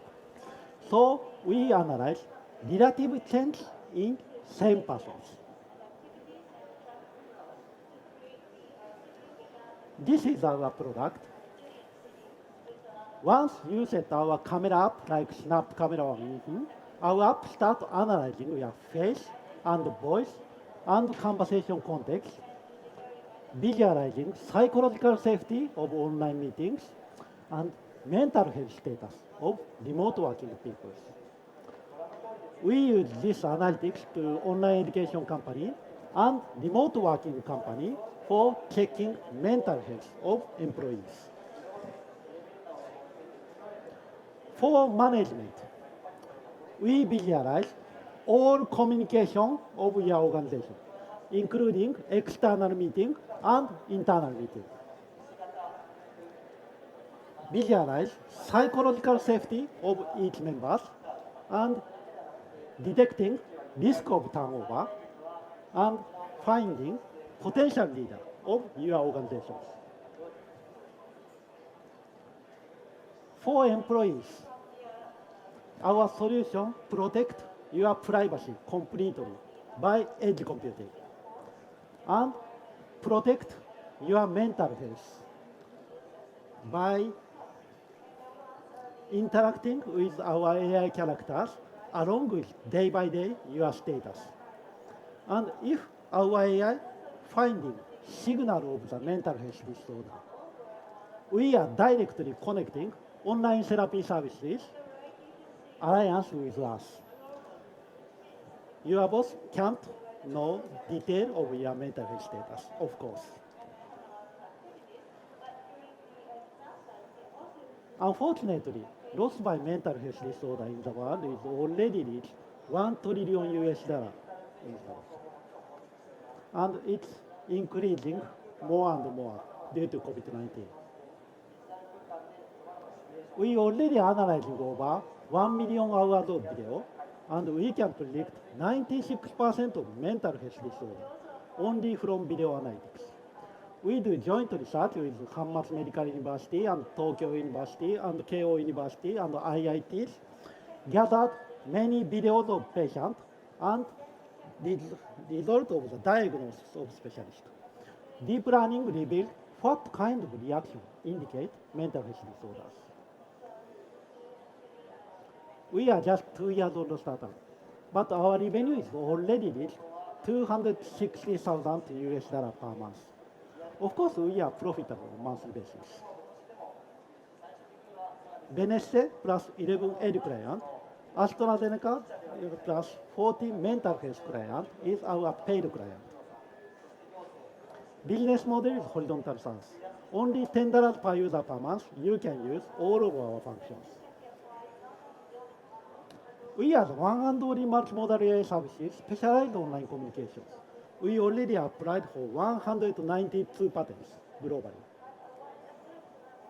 Also, we are evaluated many global competitions. I became the finalist of the South by Southwest, and our CTO is selected CTO of the Year by TechCrunch, and we became the global finalist of the Entrepreneurship World Cup consecutive 2 years. My two co-founders, I have over 50 years working experience in NTT Data, the largest system integrator in Japan. And last year, over 10,000 IIT and IIM students applied our internship opportunities. Now, over the half of our member is the IIT graduates. We already got 4 million fundraising in Japan. Last year, we got best talent and data in India. This year, we go to US market for monetizing. I founded this company for my son's happiness. We visualize every person all over the world is one and only. Thank you very much. All right, Shozo, thank you very much. It's time for our Q&A. Any questions? Okay, so let's start with Mr. Kubota. Thank you. What's your competitive edge? What's unique to you? Because visual analytics of facial expression is not common. It is common already. So what's your, true competitive advantages over your, rivals? Thank you for your questions. Yes, of course, facial analytics and voice analytics is already commodities, and we are focusing remote working, people's analytics, and we using multimodal AI analytics, and we combine many kind of ideas, medical area and psychology area, and some kind of the business, so that management theory, some kind of the management theory, like Yale University or such kind of things. So we combine the interdisciplinary knowledge of domain expert and specialized to remote work management is our futures. All right, Mr. Uzuma. So I have a similar, question to what Kubota-san just mentioned. So this area is very common, right? And there are a lot of big players like Affectiva, right? And Face++. I feel that the success of this area is dependent more on the application and how fast you go into the market, right? Do you agree with me? Yes, sure. I agree with you that Affectiva is not scaled so much and like that. But as you know, remote work is spreading all over the world. And no one have the best practice of the remote workers management until now. So we are specialized in this area. Every member want to work remotely, but every manager feel difficulties about the remote workers management. So if we can solve that problem, we became next global platform after COVID-19. All right, thank you very much. Unfortunately, that's all the time we have for our Q&A. Thank you very much to I'm Beside You Incorporated. Arigatou gozaimashita. Another round of applause. I'll be moving on to our next presenter in just a moment, making our final preparations just now. Okay, looks like we are ready to go. Next up is Chain Ltd. I'm kind of wondering if this has anything to do with the famed Turing test. Maybe we'll find out. All right, let's welcome CEO, Mr. Jeff Hu, to the stage. Everyone, a round of applause.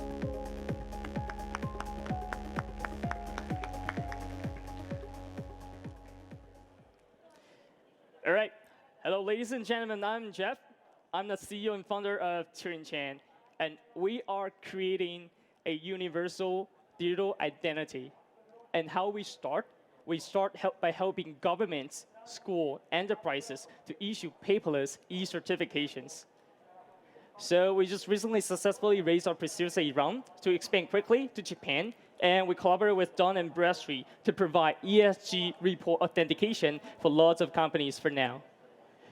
As an international company originally from Taiwan, we quickly expand within 2 years to 9 countries and regions, including Europe, United States, and most of the Asia area.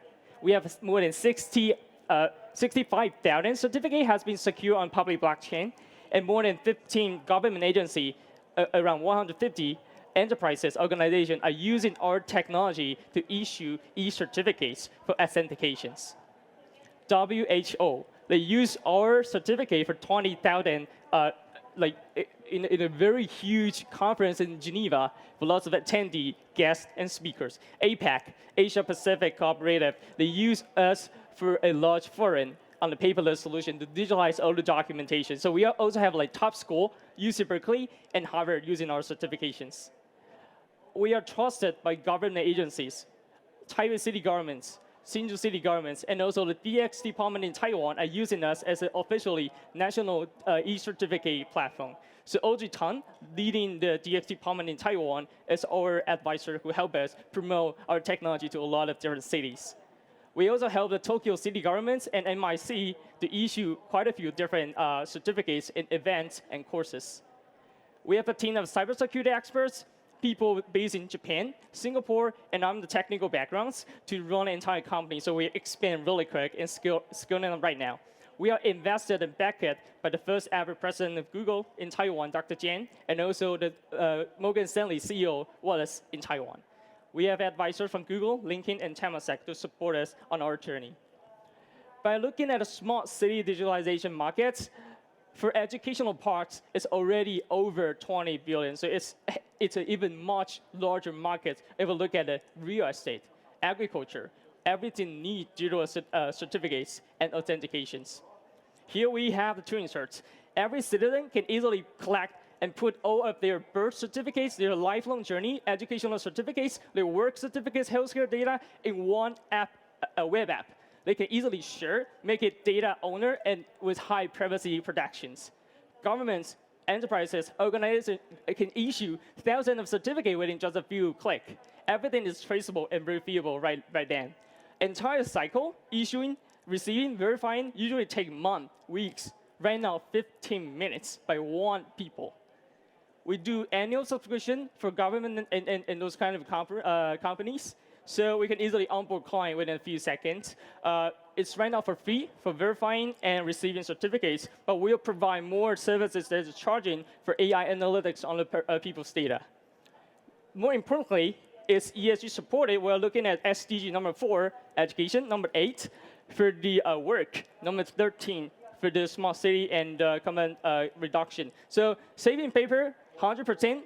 Reducing carbon emission to only 0%, 2.5%, and save a lot of time and cost. That's what we do right now. Comparing to our competitors right now in Europe and United States, we are 4 times faster to onboard clients, 5 times less cost, 10 times more clients in Taiwan, and 2 times more cybersecurity control and privacy control in our systems. So we do educational certificates for UC Berkeley and Harvard. We do volunteer badges and the proof of employment, both WHO and Taiwan city governments. Some real estate companies use our technology to authenticate the financial documents for long-term storage. And also ESG, reports, they use our technologies to authenticate and make sure there is no man-in-the-middle attack for each of the integrity of the ESG reports. So you can imagine like certification, digitizing is everywhere in each of the industries. We're moving from a certificate machine to a data-driven company to a trust center, and our eventual goal is to become a universal identity for the world. So here we are, Train Certs. We are here in Japan trying to create a safer and sustainable smart city starting from Tokyo. Thank you so much. I'm Jeff. Thank you. All right, Jeff, thank you very much. Great presentation. Let's jump into our Q&A. Any questions right off the bat? All right, Sophie? Thank you for the presentation.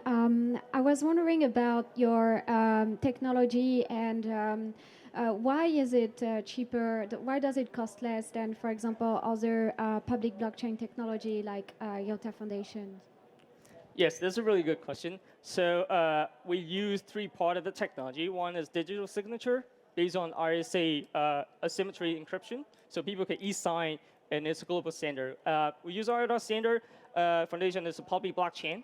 So we can do zero fee transaction on it by storing data. So you can imagine issuing one certificate is the same cost for us to issue 100,000 certificates. So that's how we grow the profit margin to be 95% right now. And we just need to send out our sales to confirm deal, and then we can go to significant growth on the company of the revenue. So that's the thing we do. Yeah.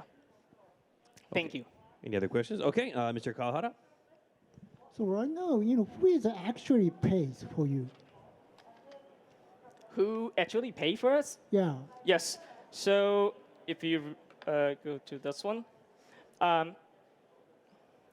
So right now we have three stakeholders, right? Government who issue, people who receive it, and company who verify it, right? And this cycle can be hospital who issue, patients receive it, insurance company who verify it. So this cycle happens in different kind of industries. Right now we only charge the issuer, but verifier want the data. Receiver want more premium feature in the app.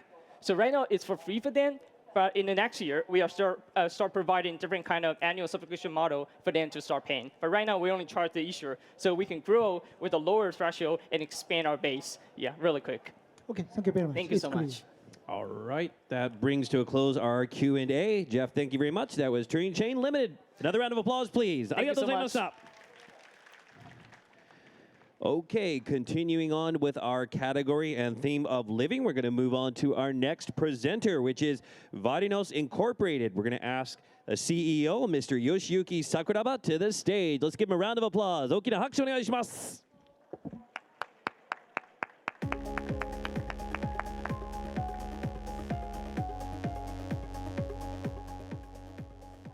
Hi, I'm Yoshi Sakuraba from Varinos. Varinos is a clinical testing company. We provide several clinical testing services using latest genomic technologies. We are just 6 years old, and our lab and office is located in Odaiba, Tokyo. A sustainable diversity is consists of people, of course. The population is one of the most important factors in city. So we would like to solve these urban issues, low birth rate and infertility. Currently, 80% of all couples in Japan suffer from infertility, and it leads to large economic loss. 1 in 4 or 5 women, working women, forced to quit their job due to the treatment. And the treatment cost is very expensive, and the number of IVF cycles is now increasing about 5 times compared to the 20 years ago. So Japan is an infertile country. We have a lot of IVF cycles, 450,000 cycles, and we have a lot of IVF centers compared to the US. The problem is the live birth rate is very low, only 6%. This is mainly due to the social problem, social structures, but we believe we can improve the live birth rate using our latest technology. Again, IVF success rate is only 30%, even in the US. So we have much room to improve. So we need new technology, but it is not simple because infertility is complex and there are still a lot of unknown causes. So we need new technology. We choose to focus on uterus environment, and we developed the world's first endometrial microbiome test to check the bacterial environment in uterus. This is a scheme. Physicians collect the samples and send the sample to our lab in Tokyo. And we extract the bacterial DNA from sample, and we read the DNA sequence using NGS. And we create the sample report, test report, and send back to the physician. Physician can select the treatment depending on the result. These technologies are our original.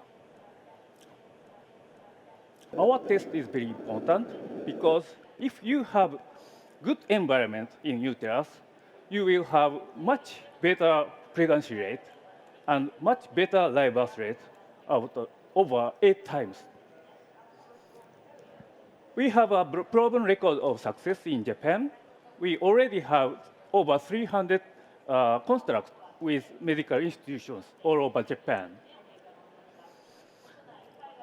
Infertility is a common issue for developed countries, especially for urban areas.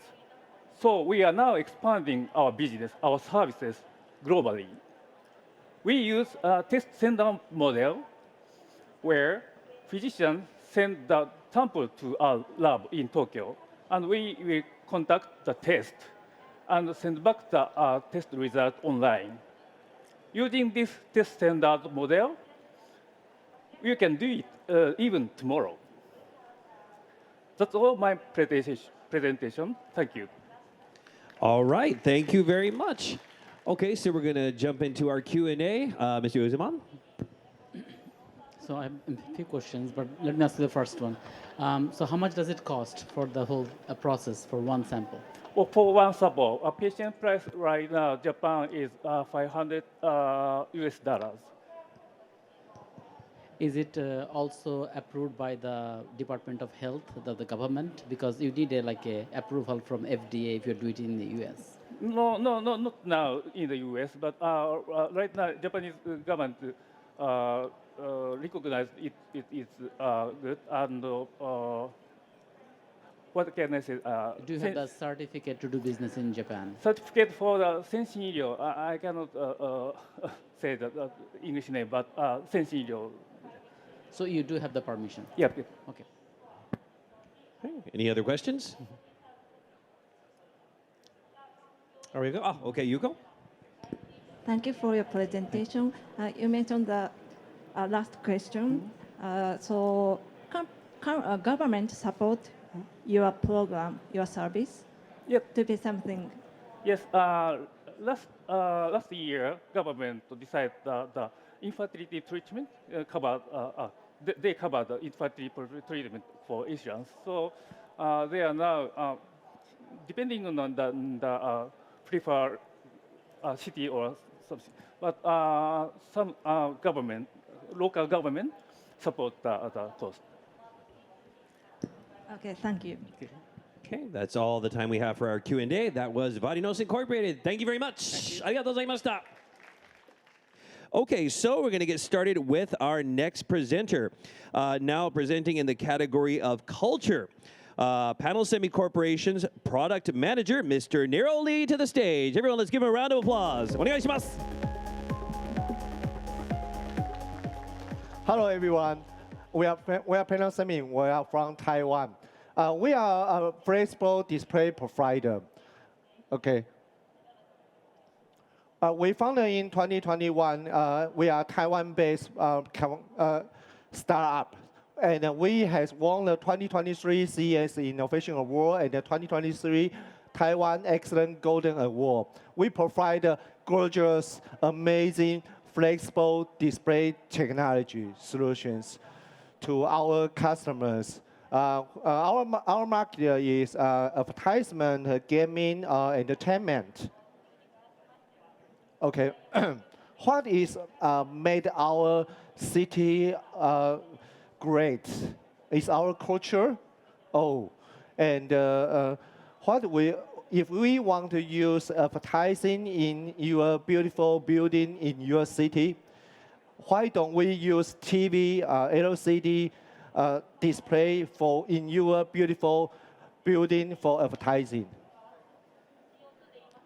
No, no. It will destroy all your very beautiful buildings. No. So we are eager to solving these problems, these advertising pain points in your full of culture of a city building. Now, let me introduce you our very beautiful, amazing, flexible AM mini LED technology. It's extremely ultra thin and lightweight, housing less than 1 millimeter, and 55-inch is less than 5 kilogram. It means you don't need a very heavy stand to fix it on the wall. It will destroy your beautiful buildings. Only you need is 2 wraps. You can hang on everywhere, increasing display locations. And the second, our beautiful display is flexible. You can do concurves, curves, cylinder, and any shapes you want. It's very easy. And most important is seamless tiling. It means you can customize any size you want. And the last thing is extremely power saving for our sustainable cities. Okay, as you see, we use it in 5-star hotels. It's very gorgeous. Because our display is ultra thin, you can fit any pillows in your buildings. So we use it in a naked 3D eyes for display. Okay, you can use it in any locations. Just use ropes in anywhere. So it means you don't have prepare heavy stand to your buildings. Because it's flexible, we use it to build a very special product called Matrix Cylinder. It has won the 2023 CS Innovation Award. Look, we made animation persons like a real in our Matrix Cylinder. Those are another innovative ideas. Okay. We save 17% more power than our competitors, bring a sustainable modern city. Our target, we are aiming to Japanese and Europe and the USA market. We are eager to build beautiful cities. Use our next generation display. We can play it anywhere and bring a visitor to our cities. And now we are looking for fundraising in Japan and looking for our business partners, for channels, for our dealers in Japan.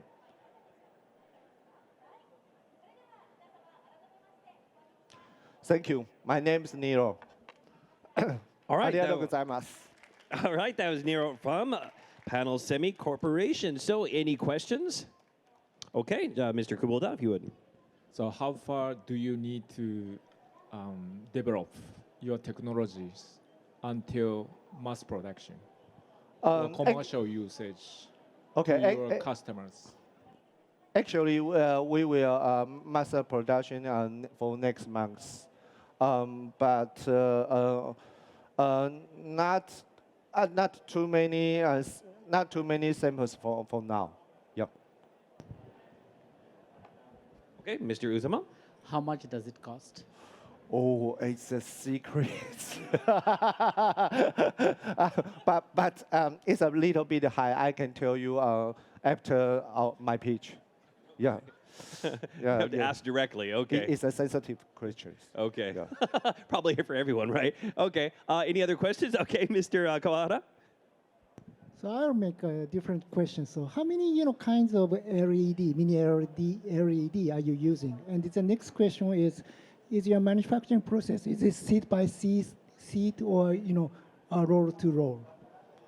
Oh, okay. It's a different. We use technology called mini LED, but next stage we will use micro LED. It is about physical technology. Different from OLED. OLED is a crystal technology. It's a little bit different. We have an advantage in flexible ability, and we can seamless timing. This is OLED cannot do. And the seat by seat or roll to roll? Side by side, yes. Okay, thank you very much. That brings to a close our Q&A. That was panel semi. Thank you very much. Nero, thank you very much. Arigatou gozaimashita. Another round of applause. Okay, moving right along to our next startup. If we are ready to go. Are we? Okay, great. So let's welcome to the stage Alchemy Foodtech Pte. Limited CEO and co-founder, Alan Phua, to the stage. Dozo. Okay, why was I given a different name? Sorry, I totally apologize. I looked at the wrong block. I'm going to say that again.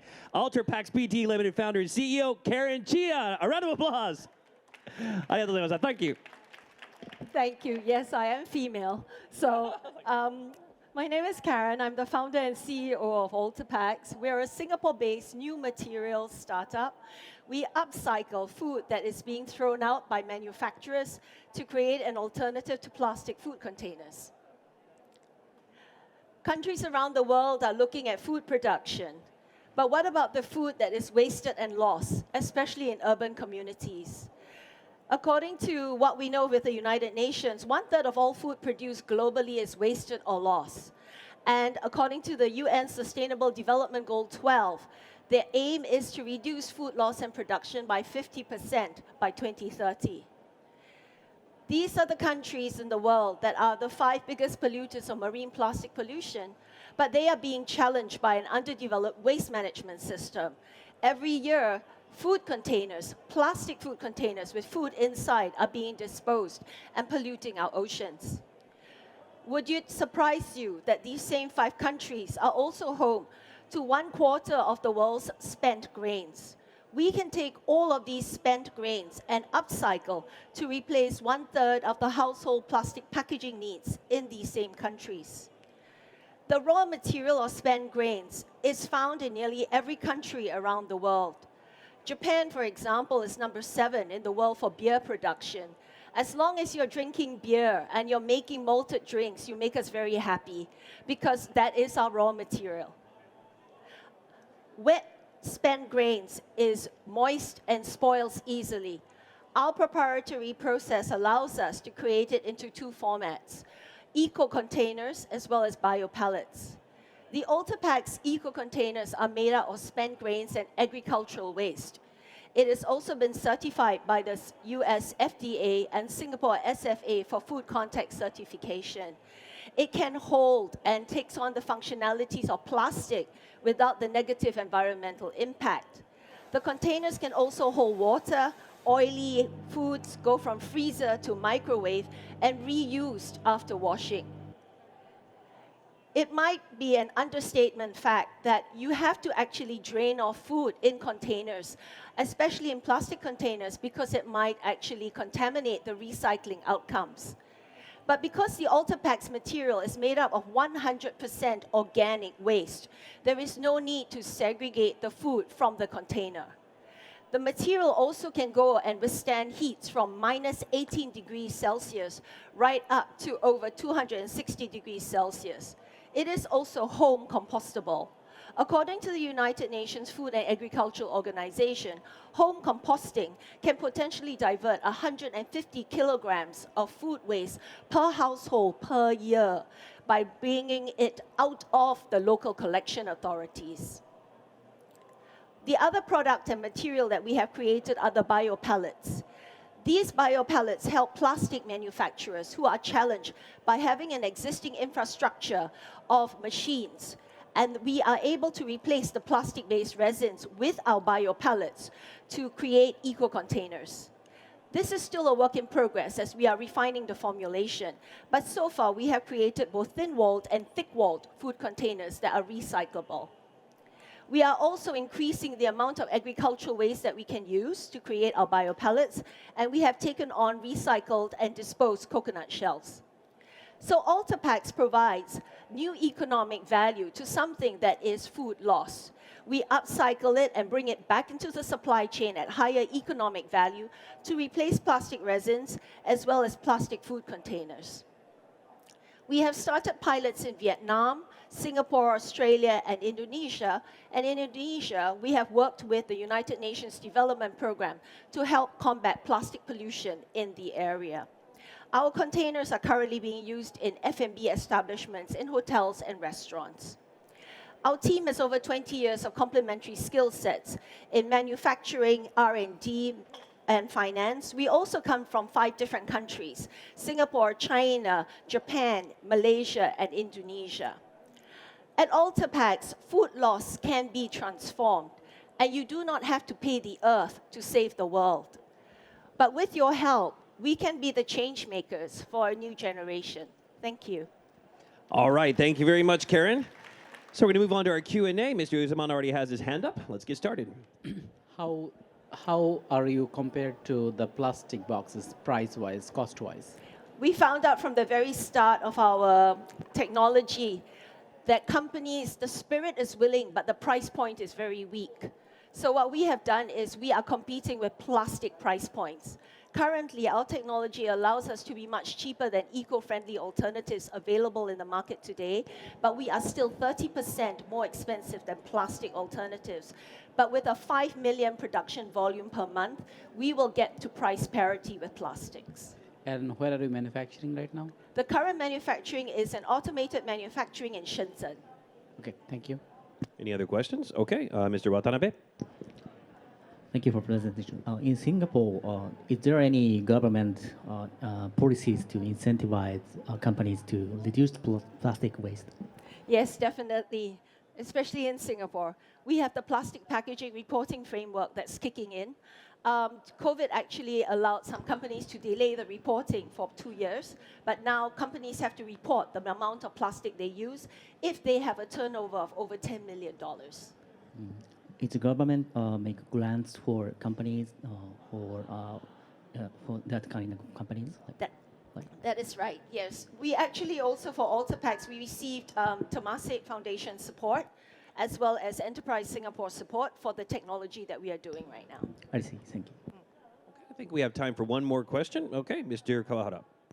Well, your material is 100%, biomaterials, or do you add something new? No, our technology allows us to use no form of compounds whatsoever. It is 100% organic waste, and we have certification to show that it is PFAS-free. It can go into the European Union market without any problems. However, the biopellets are a compound. They have to be because of the existing infrastructure of manufacturing machines. But the fully formed materials that we do, we use a plant-based process. And our technology allows us to not have any form of bio whatsoever. Just to clarify, you don't put any surface coating, on Absolutely no. No surface coating, and we're certified for that. But our technology is such that we are able to hold wet and cold foods. Okay, thank you. Yeah. All right, thank you very much. That's all the time we have for our Q&A. That was Ultra Packs Pte. Ltd. Karen, thank you very much. Arigatou gozaimashita. Okay, who I introduced just a little bit earlier. We're going to move on to our next presenter. If we are ready to go, thank you very much. So from Alchemy Foodtech Pte. Ltd., CEO and co-founder, Mr. Alan Phua will now come to the stage. So let's give him a round of applause. Hakushu onegai shimasu.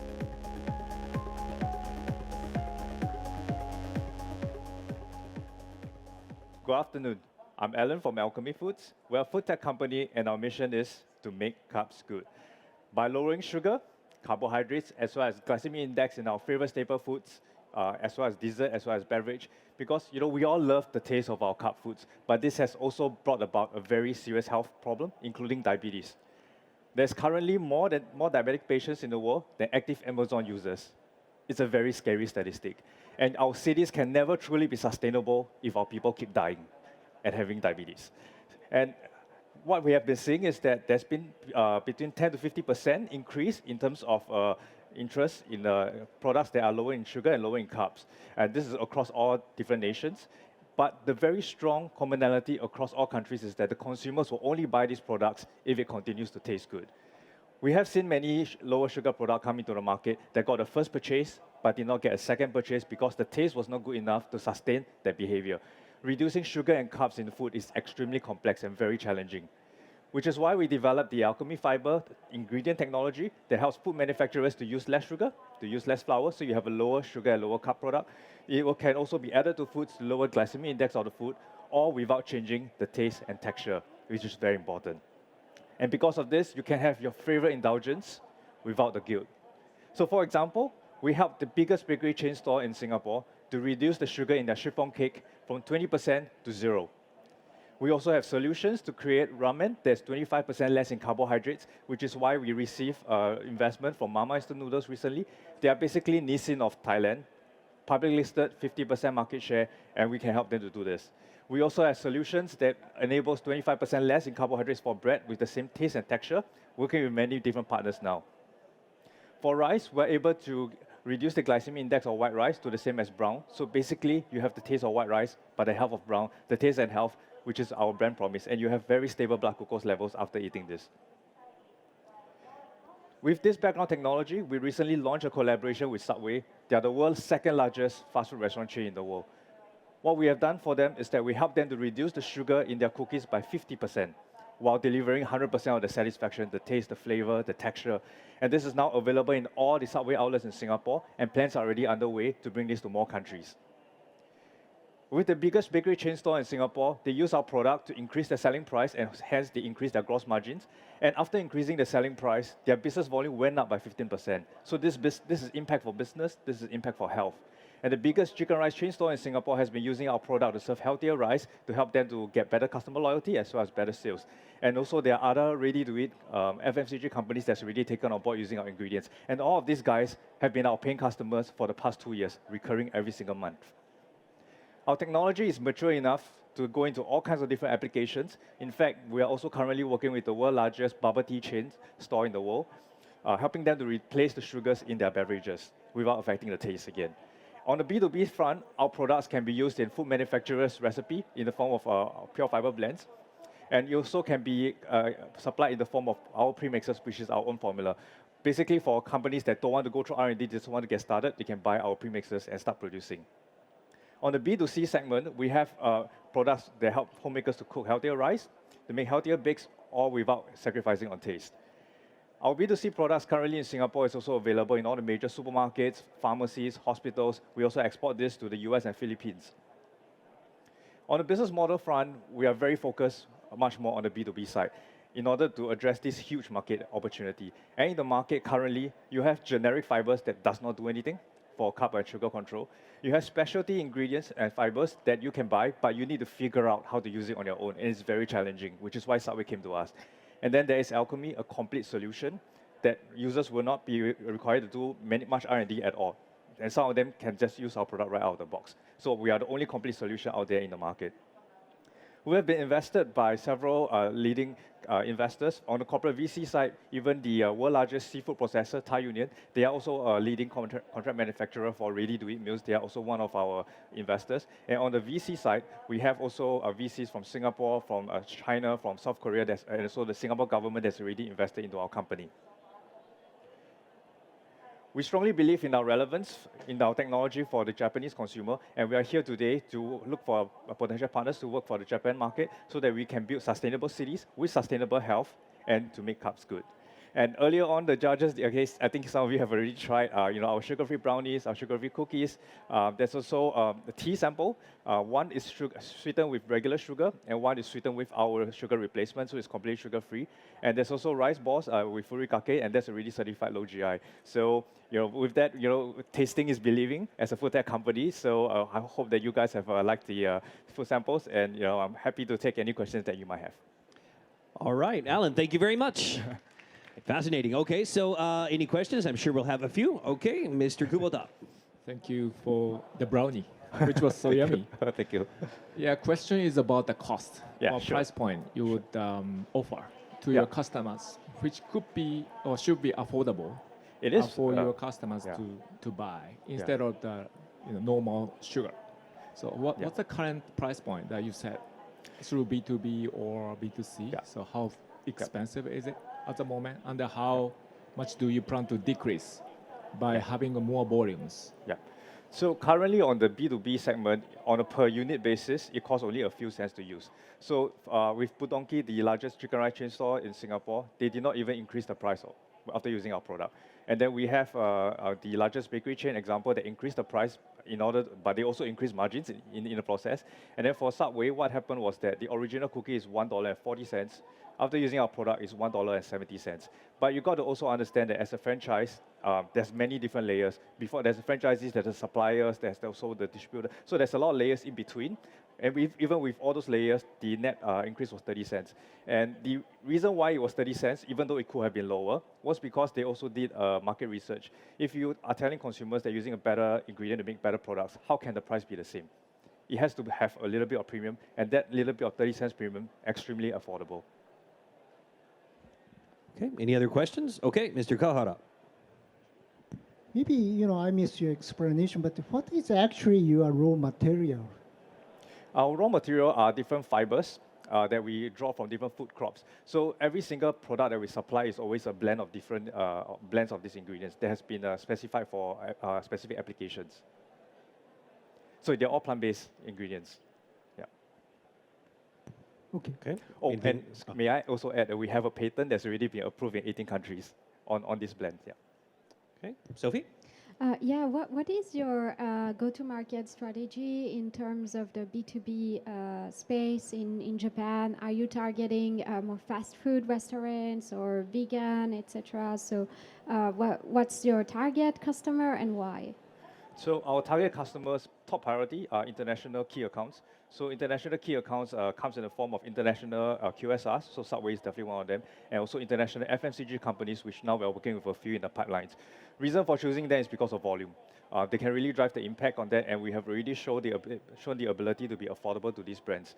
And on the B2B model, the beauty of it is that we don't really spend a lot on marketing, so our cost of running the business is extremely low. Just hitting a couple of home runs, extremely profitable. So that's why our strategy to go for these international key accounts. And we want to do that for Japan as well. And if you are in a Subway in Singapore, can you easily go to a Subway in Japan? So we understand that there are already talks, because we work with these fast food chains and also the FMCG companies, we tend to work with the innovation centers, and they will then disseminate the research that they've already done on the innovation center level and then into each geographies. So that's also another reason why we want to concentrate on the international key accounts, because it's very transferable. All right, thank you very much. That brings to a close our Q&A. That was Alan from Alchemy Foodtech Pte. Ltd. Thank you very much. Thank you. Arigatou gozaimashita. I'd like to try one of those brownies later. Okay, moving on. Ferment Station Company Limited. If they're ready to go, we're going to be asking their CEO, Lina Sakai, to please come to the stage. Are you ready? All right, let's give her a round of applause. Thank you. Hi, everyone. I'm Lina, founder and CEO of Ferment Station. Today I'm here to talk about urban food waste and how we fermentation make them into business and realize a perfect circular economy. Many industries are seeking the ways to use biomaterial away from petrol-derived material, which is making over 2 billion green chemistry market. But of course, supply is not yet enough. And we all know something has to be done with the food waste, especially metropolitan area.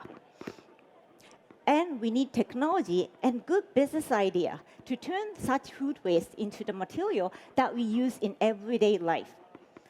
Fermentation have the solution. Fermentation is a fermentation biotech startup that can change food waste into sustainable and functional material such as alcohol and fermented derivatives. Actually, we spent more than 10 years working on the food waste coming from the manufacturing process, such as overcooked rice, wasted bananas, apple peels, and many other stuff like non-retail standard veggies and fruits, and we succeeded to change them all into high functional materials and to products. Here's our technology. It is our biofermentation upcycling platform. First, we have a database of food waste with a list of the accessible producers, manufacturers, and also a bioprofile of each waste. We also have a microbiome library with a big list of the microorganisms that help us to make alcohol or sometimes give us a functionality such as antioxidant or antibacterial effect. The microorganisms include koji mold, which is Japan unique, and bacteria and yeast and so on. It's the core of our technology that gives us the ability to transform biomass into the material our clients' desires. We have our own plant, use alternative energy, less water, and it's waste-free. And it's and also our plant is very small and compact, requiring minimum expenditure and space. Our circular, it's really good. From one raw material, we make more than one functional product, and it's waste-free as a fermented residue is also used as feed. Based on the technology, this is how we develop our business. This is our business model. First, it's a mainly B2B business selling material, and also the quality, the R&D, the service itself. Here are some of our achievements. We've been turning food waste into first the material, and these are coming from the really, really popular Japanese products. We change them into alcohol, and some are being made into the products such as sanitizers. Our material has been used in more than 200 items, including skincare, body care, and so on. And this is how we have been marketing fermentation and creating the market for upcycled material. These are some of our collaboration partners. We provided the solution to their food waste and some to the companies that do not have food waste but looking for the solutions and the new business. Our market, it's really big. It's not just cosmetics. We've been starting talking with the beverage, energy, biochemical. And of course, the market is global. We've been starting talking with the European company, and also we want to do more. But now I'm here to give a proposal to Tokyo Metropolitan Government that has a 2050 goal saying it's going to be zero food waste. We can change, say, like a wasted rice or the bread to the sanitizers that people in Tokyo use, or to the biofuel that you can use for the public transportation or the flight from Narita Airport.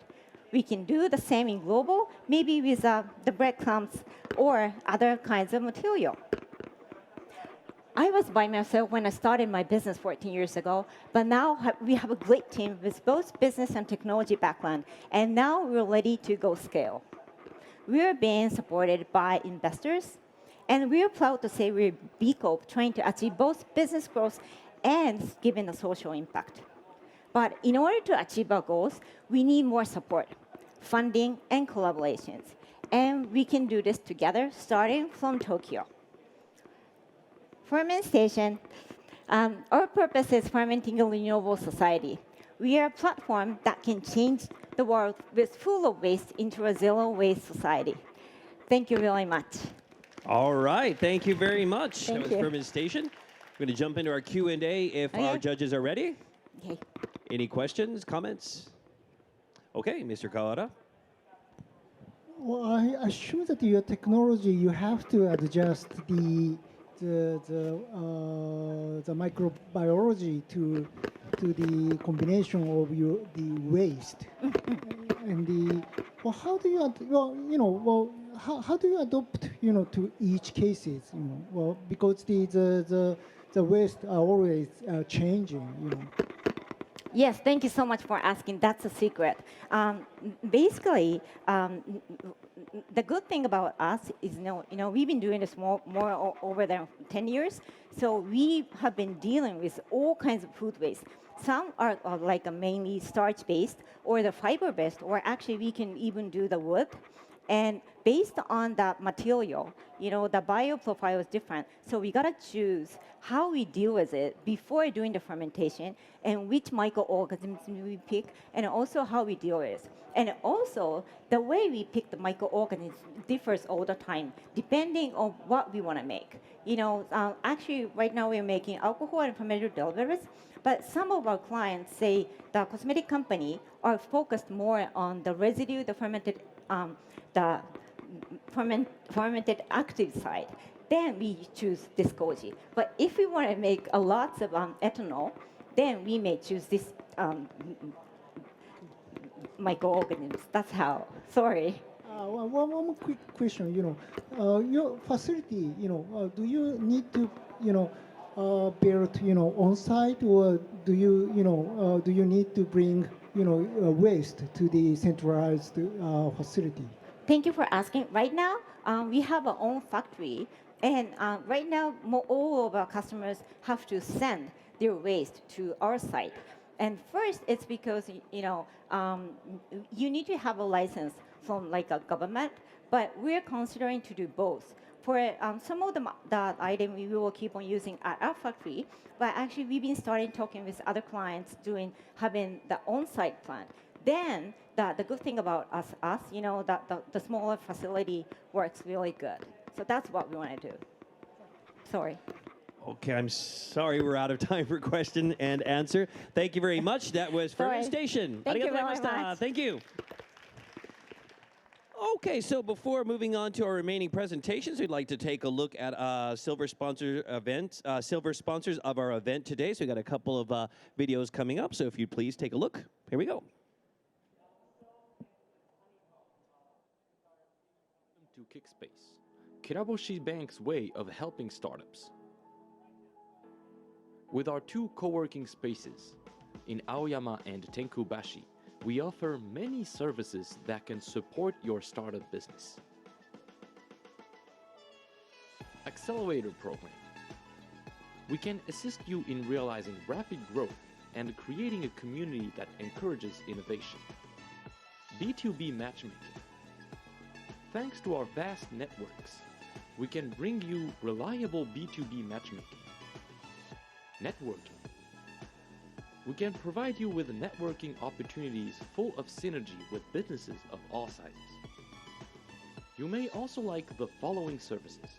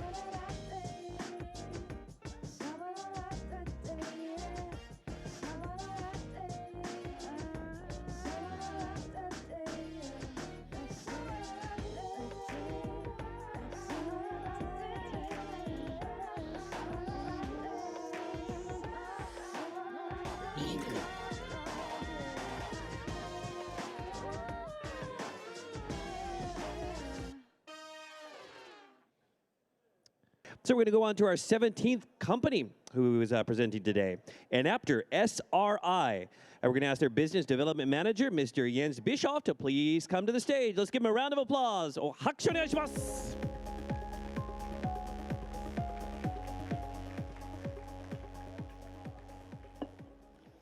Hi, my name is Jens Bischoff, Business Development Manager at Enapter, and today I would like to speak with you about the importance of green hydrogen for sustainable cities.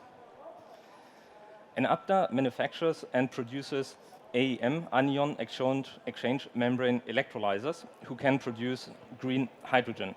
Within the last years, we've quickly grown from 11 to 250 employees and are further growing. But why is green hydrogen important? It's important because 80% of the energy that is consumed is not consumed in the form of electricity, but in the form of molecules. So green hydrogen is a multi-talent when it comes to replacing fossil fuels. You can produce out of water and renewable electricity green hydrogen that you can store for later use as electricity or as a feedstock for other industrial processes. So it can help to decarbonize a lot of different sectors and improve sustainability in cities as well. But today, the problem is that hydrogen is still relatively expensive. However, with our technology, we have the opportunity to reduce massively the cost of green hydrogen. Our technology, the anion exchange membrane technology, is basically a mixture of existing electrolyzer technologies called alkaline and proton exchange membrane electrolyzers. So in a nutshell, you could say that we have the same performance advantages of proton exchange membrane electrolyzers over alkaline electrolyzers, but at the same time, we have the advantage compared to PEM electrolyzers that we don't need precious metals and can produce our electrolyzers at a lower cost point. Also, one important point is that we are already highly efficient even with a small system.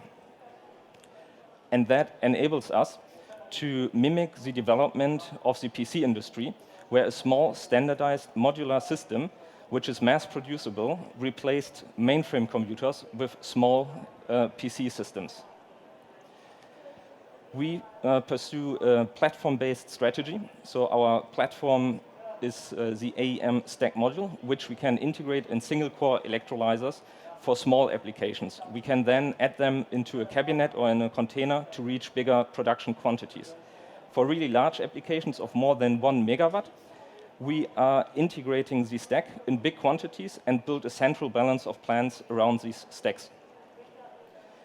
Our AEM EL 4.0 is our latest single-core modular electrolyzer. It can produce roughly 1 kilogram of hydrogen a day, and the latest version is 15% smaller and 30% less weight than the previous modules. The AEM multi-core is still in development, but we will build the first demonstrator by Q2 2023, and we have already several orders from South Korea, Netherlands, Germany, and Canada. First systems will be deployed to customers within this year. In 2019, we opened in our serial fabrication in Italy, where we ramped up production to over 500 electrolyzer modules per month. The next step is to build a new factory, which is already under construction in Germany, in Saarbeck. Here, we will produce bigger quantities of electrolyzers and also focus on our AEM multi-core approach. In addition to our hardware, we also offer a software management toolkit, which enables customers to monitor remotely and control remotely our electrolyzers, but they also can use it to integrate third-party devices like a fuel cell or like a battery to create a microgrid. We have delivered electrolyzers already to over 275 customers in over 50 countries, including Japan. In Japan, we have deployed over 100 systems, and last year we were able to increase our revenue by 70%. But how do we bring electrolyzers to all the different kind of applications, like energy storage and refueling? Basically, Enapter focuses on making the electrolyzer technology and scaling up our production. Then we work with system integration partner who will locally work with the end customer to integrate turnkey solutions for them. Last but not least, I would like to introduce one showcase example for sustainable use of hydrogen for an urban application, and that is the Phua house in Thailand, which is off-grid since 2015. Here, excess PV electricity is generated and then used to create hydrogen to turn it back for later use into electricity. So if you would like to learn more about our use cases, and if you want to discuss with us about working on sustainable applications of hydrogen in urban cities, please contact us. Thank you very much. All right, Jens, thank you very much. If you're ready, we're going to jump into our Q&A. Are you ready to go? Okay, great. Any questions? Okay, Mr. Kawahara. Oh, just a quick clarification. Is your company already listed in the public market? Yes, and Apta is listed in Germany as an AG, as a stock-listed company in Germany. Yes. Okay. Any other questions from our judges? Okay, Yuko. Thank you for your presentation. Can I ask you a business model? You sell the device, and then also you are doing the software business. Right. Is that correct? Yeah. Yeah, so basically what we provide to customers is an electrolyzer system, but the end customer usually does not only need the electrolyzer. They will need a turnkey solution, including a storage tank. They will need a fuel cell to turn back the hydrogen into electricity, and they will need a software to control everything. So we provide the electrolyzer and a piece of the software, and then we work with partners who will integrate that in their many different applications. Thank you. Okay, I think we have time for one more question, if there are any. Are we okay? Kawahara-san, okay. How do you get the hydrogen actually? Do you purchase locally, or do you have any solution for that? So our technology produces the hydrogen. So you feed water and electricity into our unit, and then the unit will split water into hydrogen and oxygen, and then you can store the hydrogen. Oh, right. So you're gonna sell the hydrogen to the local partners. So that is an option. We could sell hydrogen as a service, but what we are currently doing is we provide the electrolyzer and provide it, for example, to gas companies, and the gas company will use it to produce hydrogen, and they will sell the hydrogen. I got it. Thank you. All right, fascinating. Thank you very much. That's the end of our Q&A session. That was Enapter SRI. Thank you very much. Arigatou gozaimashita. Okay, moving right along. I think our next presenter is ready to go. Okay, we're going to invite to the stage. All right. From Kyoto Fusioneering Limited, Executive Officer, Head of Business and PR and Marketing, Mr. Kiyoshi Seko to the stage. Ladies and gentlemen, round of applause. Onegaishimasu. What do you think is the biggest challenge for human beings? It is energy and carbon emissions. We need more energy, 50% more energy by 2050. Also, we have to reduce carbon emissions. We accumulated tons of thousands of carbon deaths since the Industrial Revolution, so we have to reverse this. So we need more energy with less carbon emissions. But how? Fusion energy is the answer. Fusion is the holy grail energy source for carbon neutrality. Fusion is energy source of the sun and the stars, and it is limitless energy. Fusion is also clean and safe.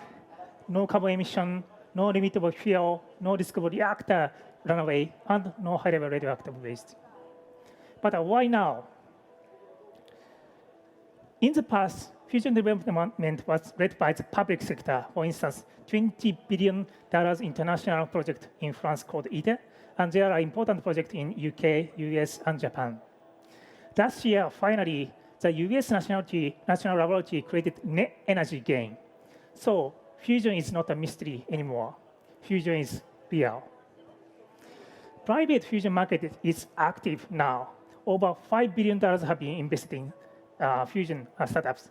Some of them raised over $1 billion, backed by Bill Gates, Google, and others. According to Bloomberg, fusion market has a potential value of $40 trillion. 40 trillion, huge. So, who is Kyoto Fusioneering?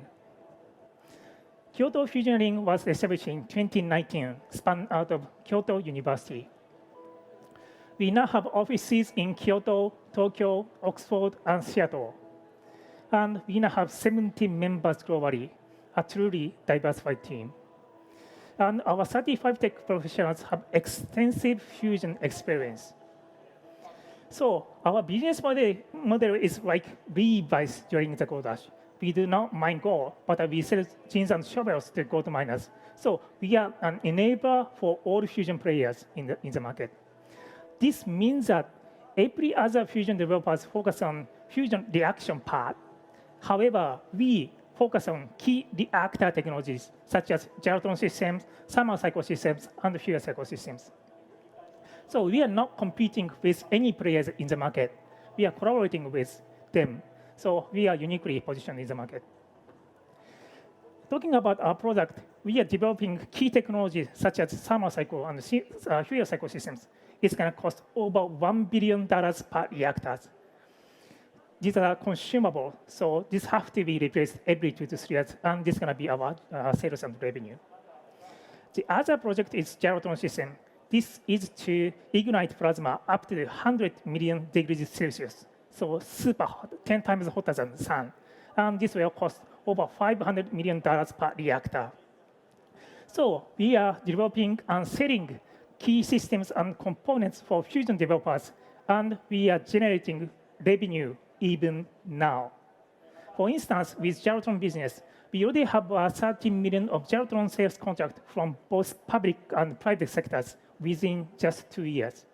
Then we have over $500 million sales in the pipeline. So we are developing cutting-edge technologies.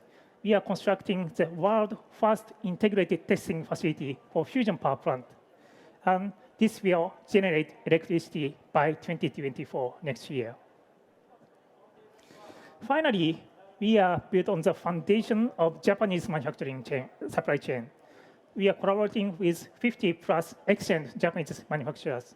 So we would like to revive Japan through bringing and exporting Japanese manufacturing supply chain to the world. So we would like to unlock the potential of Japan. So we need support from everyone: Japanese manufacturing supply chain, academia, regulators, government, media, investors, and you all here. We need support from you. Thank you very much for listening to the Earth's Voice. All right, thank you very much, Kyoshi. Okay, so we're going to go on to our Q&A. Mr. Uzumam, you've already got your hand up. Start us off. Who is your competition here? Like, I know that there are many traditional players who have done this for maybe many years, right? As I mentioned earlier, other players are focusing on this fusion reaction part, and this is going to cost $2 to $5 billion per reactor. Then we are focusing on other key components and systems. So at the moment, we don't have any competitors. This is very surprising and interesting, but this is a fact in the market. Okay, any other questions? All right, Mr. Kubota. Yeah, my question is very similar to Uzuman's. So why no competitors entering into this market?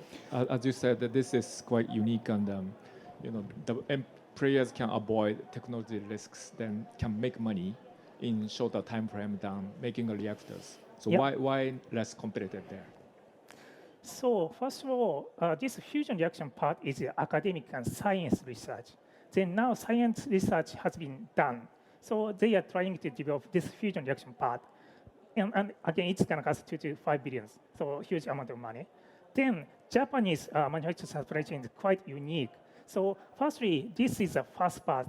Then second part, now the fusion industry is shifting from this fusion reaction part to the second part, how to extract heat from fusion reaction, then how to generate electricity from fusion, and how to produce hydrogen from fusion reaction. So we are working on the fusion entire power plant, not the fusion power part. So this is the uniqueness. Okay, I think we have time for one more question, if there is one. Sophie? In the long term, as fusion energy is going to be more mainstream in the very long term, you might have more new entrants. So I was wondering, what is your long-term defensibility strategy? Okay, you mentioned fusion, but it's actually fusion, right? Yes, fusion, yes. Okay, so again, there are so many players in this market, and the big players want to come into this fusion market. But we are developing unique IP and technologies, for example, including background IP and the foreground IP.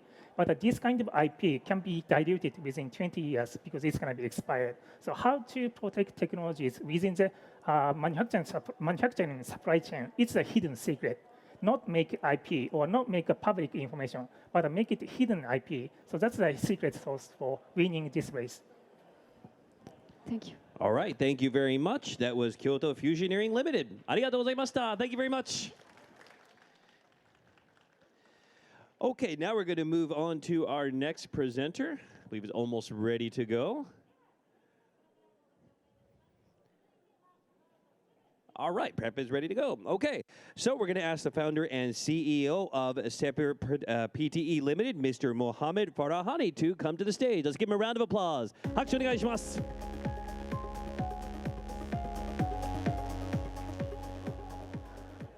Separation is not always a bad thing. So I'm Mohammed Farahani, founder and CEO of Pte.Ltd. We do chemical separation and purification through membranes that are replacing energy-intensive processes in the industry. So we use solvents across multiple industries: food, pharmaceutical, petrochemical, oil and gas, and semiconductor. And either we have to separate them using distillation, or we have to incinerate them, which in both cases, either we are using a lot of energy, or we are basically losing that solvent and turning it into emissions. So industrial chemical separation processes are consuming 15% of the world's energy, and they're emitting 10% of the world's carbon emission, which is something that people usually don't notice, and it's a huge problem. So at Pte.Ltd, we have created a chemical-resistant nanofiltration membrane that enables us to separate chemicals at the molecular level with minimal energy consumption. So how it works is just pumping the chemical mixtures to the membrane that has nano-sized pores, and certain things that are smaller can be separated through the filtration. And we just need to use pressure as a driving force. Therefore, we are reducing the energy consumption and emissions by 90% and reducing the operational cost by 50%. So our technology is 10 times better than the competition. And looking at the water membranes that we all know that already implemented in the industry, they cannot be used in chemical separation because if you put them in touch with organic solvent, they will be dissolved easily, as you see here. So what we have created is a chemical-resistant nanofilter that can actually work in harsh conditions. So our formulation is nano fibers, basically. So the fibers are basically like having a thin layer that gives us 5 to 10 times higher flux and higher throughput. And we have a hollow fiber configuration that gives us 5 times more surface area per volume, which is better than the competition. Our product is already ready to be manufactured. We are building our manufacturing as we speak. And we have industrial size module that has certified for food application. Also, we can take it to other markets as well. So we have 5 different products with different pore sizes that we can take them and use them in different combination in different industries and use cases. So the business model is as simple as selling printers and cartridges. So the printer in this case is an industrial system that our OEM will be manufacturing for us. And membrane modules as a consumable product like cartridges are what Pte.Ltd is producing and selling. And that's a consumable product that customer comes back to us and buys every year. So the industries are vegetable oil, pharmaceutical, biodiesel, semiconductor, chemical industry for many different use cases that involves liquid separation. Like dig into vegetable oil, how we can use it is basically when you want to extract the oil from the seeds, a lot of oil remains in the seed. Let's say you have soybean or sunflower seeds. You have to add solvents like hexane or acetone to extract the oil. And the amount of solvent you're using is 10 times more than the oil. And later, you have to separate these two from each other. which basically distillation is the only solution at the moment. Switching that to nanofiltration technology, we remove 92.5% of the solvent. That reduces 19 tons of emissions for a mid-sized plant, 19,000 tons of emissions, and saving $2.5 million per plant every year. So we received $15 million in investment. So we recently closed our Series A of $12 million. So we have $3.5 million contract so far and $7.5 million grants from Singapore Prime Minister Office that we use that, to develop the technology back in university. And we have a lot of Japanese customer and partners at the moment, and we are kind of like selling it globally. So I got my PhD from National University of Singapore in membrane technology. I've been doing membrane before that as well. So I started the company to commercialize the technology. And my CTO has a PhD in membrane technology from MIT, and I have a team of experienced people from the industry that are helping me to develop the technology. We're based in Singapore and Canada, and I would be happy to take your questions at the moment. Thank you so much. All right, thank you very much, Mohammed. Okay, if we are ready for our Q&A, we're going to go on to that. Any questions? Okay, Mr. Kubota. Unique technologies indeed. Well, what are the demerits or the challenges that you are facing and the things that you have to solve? Yeah, so one of the main thing is we don't have a reference at the moment. So whoever we are talking to, they're using like old-fashioned processes that we want to like implement and replace that. So the first thing is, do you have a reference customer? So in that sense, to basically mitigate that, we are already working with like pioneer customers that they want to be the first one to try it. And those will be our like basically champion customers that we are currently going into the field and trying it with them. And so far has been very successful. And indeed, it's a Japanese company we are doing that with. Okay, any other questions from our judges? Are we okay? Mr. Kawahara? Well, I feel that you have many applications, such as vegetable oil, as you explained. And how about the specialty chemicals, which has a much smaller batch size and the more precise, filtration is required? Yeah, so that's another market that we are going to explore, definitely. So the good thing about vegetable oil is one single membrane module that we have already in manufacturing fit all the vegetable oil companies. So with this market, we are entering the basically vegetable oil market, and then eventually we are moving to other applications that may need like a little bit more specialty in the process design.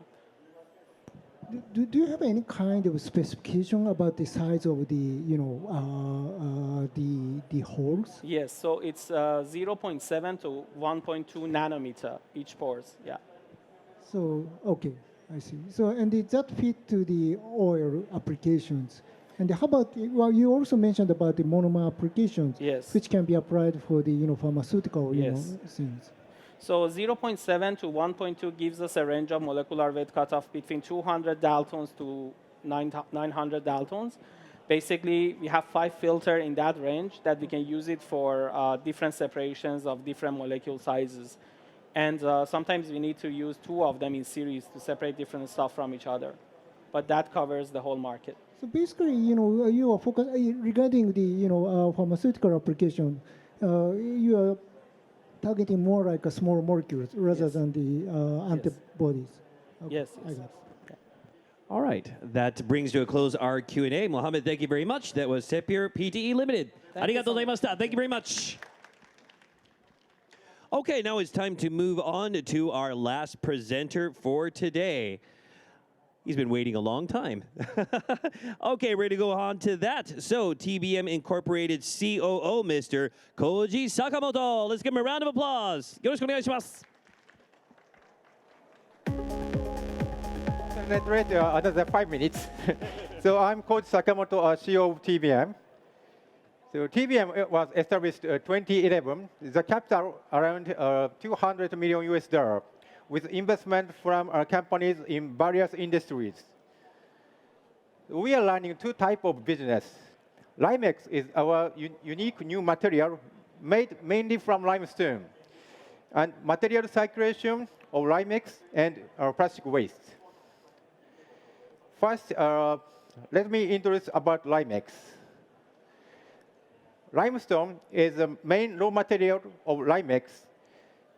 Why limestone?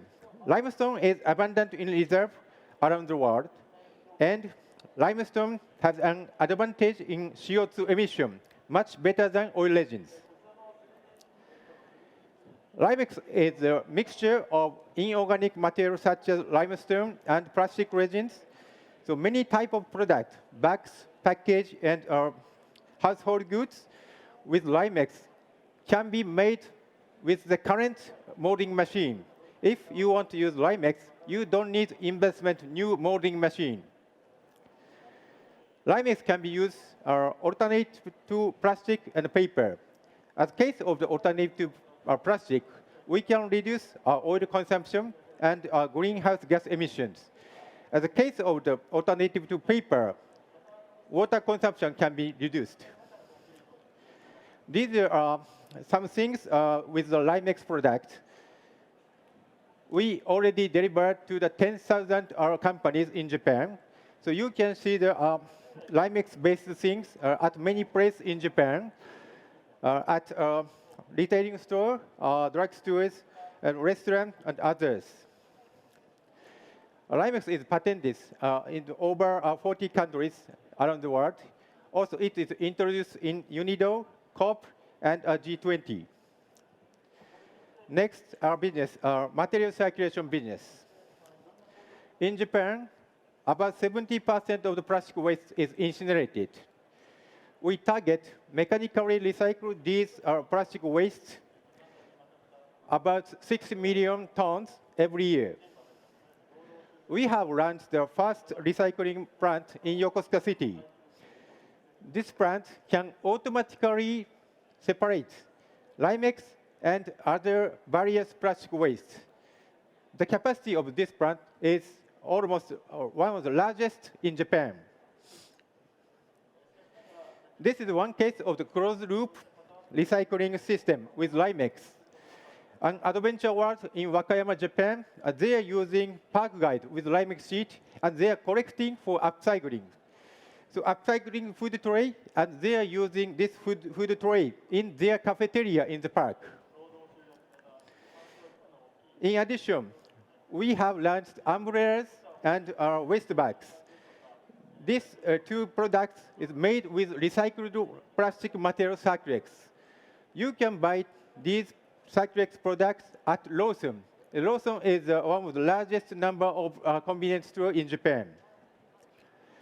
We will expand Limex and material circulation business globally by strong partnership with local government and companies.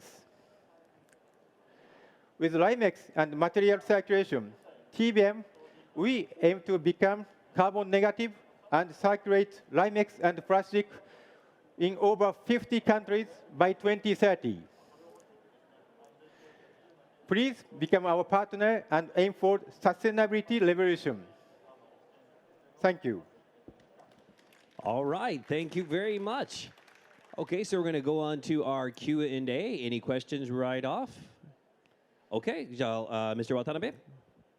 Do you think can all existing plastic to be replaced by Limex? In terms of, are there still any challenges in terms of brittleness or hardness or?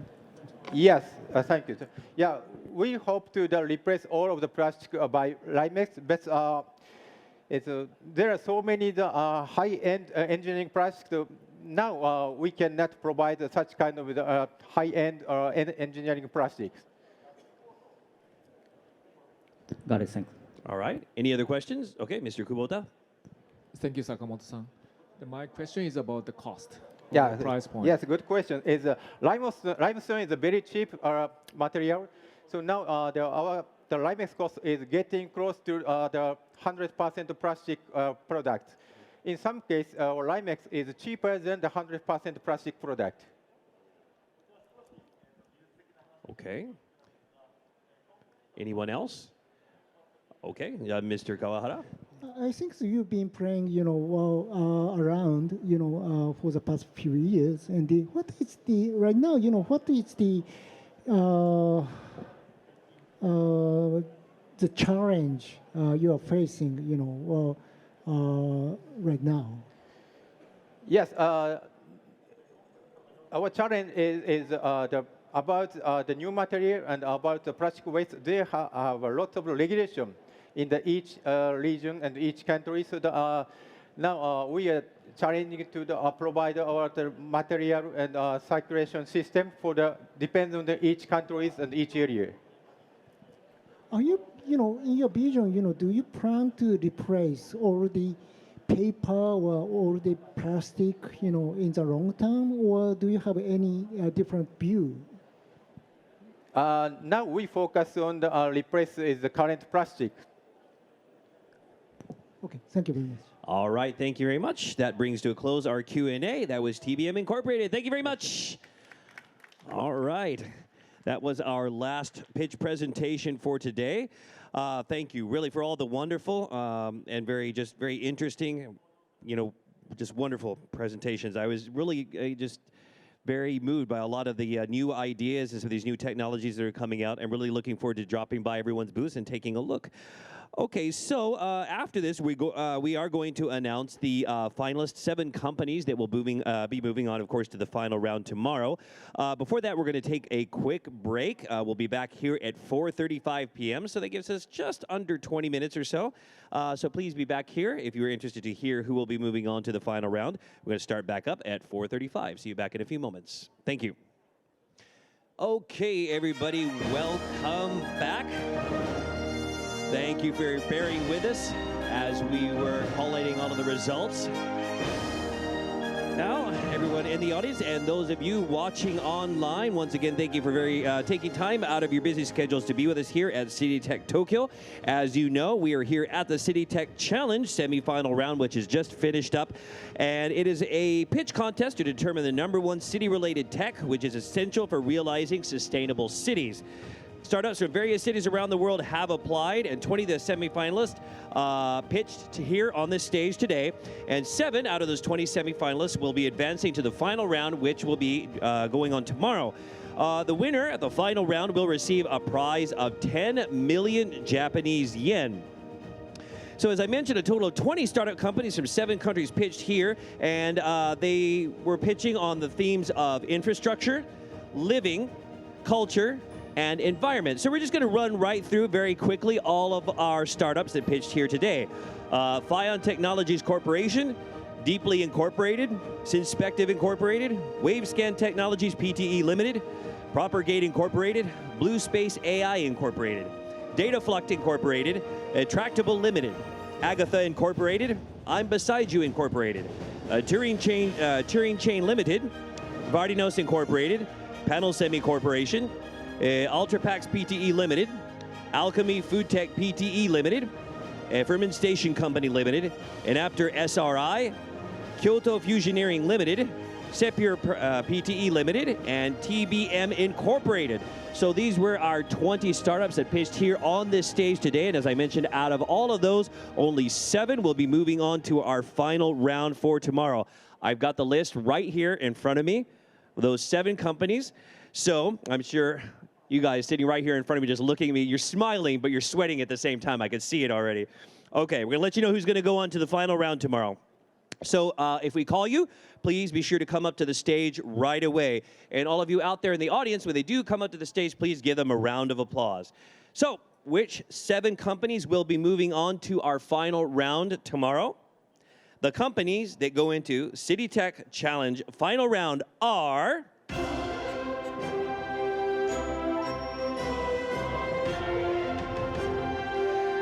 First off, Synspective Incorporated. A round of applause. Moving on, Blue Space AI Incorporated. Next up, Tractable Limited.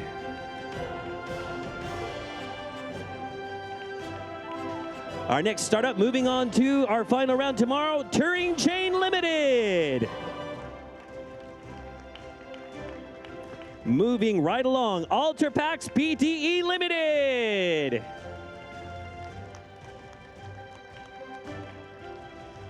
Next, Alchemy Foodtech Pte. Limited. And here is the last one. I should keep you guys sweating for just a moment longer. No, I won't do that.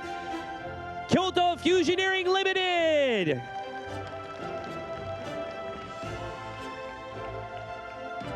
All right, ladies and gentlemen, so these are our 7 companies that will be moving on to the final round tomorrow. Just for your information, it will not be held in this hall, but a separate hall tomorrow. So if you want to watch that, please be sure and check out which hall it will be in. So congratulations to all of our finalists. Ladies and gentlemen, another round of applause.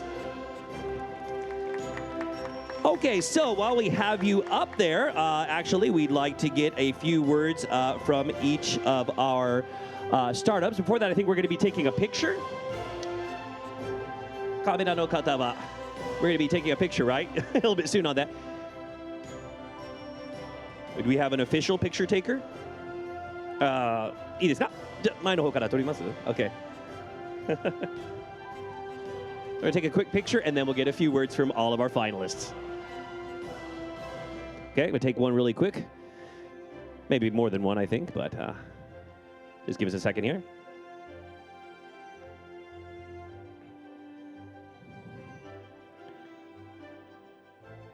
Is that good? You need a pose or something? No? Okay, give us some kind of pose, whatever you like. Thumbs up, peace sign, whatever you like. I know. Somebody asks you to do something like that, and you're like, what? But it's okay. You figure out something. All right, thank you very much. Okay, so we're going to get a few words from each of our finalists now. So can we bring the mic back up to the stage? We're going to ask you one at a time to come up to the mic. All right, thank you very much, sir. So we're going to start off in order with Synspective Incorporated. Can you give us a few words? Yes, thank you very much. It is such a great honor to be among this group of such exciting businesses. You know, when we talk about synthetic aperture radar satellites, a lot of people are just like, what is that? And question marks. But I'm also really honored for the opportunity to be able to speak about our company and for more awareness about our satellites as well. Thank you very much. All right, thank you very much. All right, Blue Space AI Incorporated. I love the music and the posing, but I really want to say I walk away really inspired. I didn't expect us to be selected, but really inspired by all the work that entrepreneurs are doing and investors asking all these awesome questions. So I look forward to building the future together. Thank you. All right, thank you very much. Moving on, Tractable Limited. Yes, please come on. Thank you very much for the opportunity to be here, and thank you very much to the judges for believing in our technology. I really hope tomorrow that we'll be able to prove to you that we can really help homeowners recover faster from property damage. Thank you very much. All right, thank you very much. Moving on, Turing Chain Limited. 皆さん、こんにちは。ありがとうございます。I'm actually from Taiwan, so I'm gonna speak in English. So very honored to be selected, and I talked to a few startup founder right here. They are always hardworking, and this competition is very challenging and competitive. So I want to thank everyone who joined this competition, and I really feel happy to be right here. Thank you so much. All right, thank you. Moving on, Ultrapax Pte. Limited. It's a deep honor. Thank you very much. I mean, COVID really shut borders, and it's just an amazing opportunity to see all of this collaboration internationally and to see the borders have opened finally. Thank you, City-Tech, and thank you, judges. All right, thank you. Next up, Alchemy Foodtech Pte. Limited. Thank you very much. It's been a great honor here. Thank you, judges, for the belief in our technology. You know, all the 20 startups has been really amazing. It's such a competitive competition. And for me, I started this business because both my grandmothers, they passed away due to diabetes complications. And I really hope not to see anyone else have to see their loved ones suffer. So hopefully we can work together with partners that we meet in this show, you know, so that we can bring public health to more people. Thank you. All right, thank you very much. And sorry to keep you waiting, sir. Kyoto Fusioneering Limited. Thank you. There are two things. One is please remember fusion energy. This will definitely change the world. Then secondly, yes, I forgot. It happens. Can you remember? No. Okay, ladies and gentlemen, a round of applause. All right. If you would please stay on stage for just a moment because we're actually going to get some comments from all of our judges. So we're going to just start off in order. Mr. Kubota, if you could give us a few words. Again, thank you for the great presentation. I felt energies and I felt so impressed with all the presenters, quality and enthusiasm that you have put into your business and the products. So thank you again for this precious opportunities. All right. Thank you very much, Mr. Kawahara. Well, thank you very much again. I really enjoyed all the day, and I really appreciate your effort for the presentation. Well, maybe 5 minutes is too short to talk about all the techs and the backgrounds. But, I could feel about the, first of all, investors have to, ask about cost always, So sorry about that. But at the same time, I really wanted to hear about the long-term story. That's what I missed today. So in future, if you have more time, please talk about long-term vision and the dreams. That's what we want to see. Yeah, thank you. All right, thank you. Okay, Mr. Uzaman. So I have invested like in 250 companies around the world, and maybe invested billions of dollars already. And I believe in like very top line technology. And today, I think I was very surprised that in City-Tech was able to get hold of you, and all of you have amazing technology that I was blown away by. And the presentation skills are amazing. I do not know how much City-Tech made you to practice, and maybe you did practice a lot. But amazing lineup. We actually see the diversity here also. It is so great to see that so many women are standing up, and they are actually representing the companies. So. Thank you very much. Kudos to all of you. Good luck at the finale. Thank you. All right. Thank you. Okay, Ms. Murali. Thank you very much for all the great presentation. It was not an easy decision, but I think today we could really see a real use case of very game-changing technologies, solving critical problems, impacting our global economy. And personally, I was very surprised to see how global your team were and how you approached the problem you are solving in a very strategic way. So congratulations again, and very excited as well to see so many women entrepreneurs on the finalists as well. And good luck for tomorrow. Okay, thank you. Next up, Mr. Watanabe. Thank you. I respect the enthusiasm of all entrepreneurs in the pitch here today. And like as you know, the past decade was the era of internet service, but obviously this decade will see great innovation in hardware and living and environment in the city like you today. So, innovation things have so much changed since about 10 years ago when I started to work for VC. But what is still important is evolution of software engineering learning on the back end of them. And my evaluation focuses on whether it is superior in terms of technology. And I hope that many software engineers will be interested in City-Tech and your companies. And again, thanks for a great presentation. Good luck tomorrow. Okay, and last, but of course not least, Ms. Asahara, if you would. Yeah. Thank you for all the great presentation we had today. We saw the 20 different types of solutions and products to create better city. All startups definitely deserve to be here, including, of course, you all. And then, so I'd like to say to all startups, congratulations for making it this far. I believe more opportunities are coming your way. And you all can change the world. And of course, we can change the world together. And lastly, it was my honor to be a judge here. Thank you for City-Tech team, to the audience, and of course, startups. ありがとうございました。 All right, thank you very much. So, ladies and gentlemen, if you would give another big round of applause to all of our finalists. Congratulations. 本当におめでとうございます. Okay, so if you would, please exit the stage. Please be careful on your way down.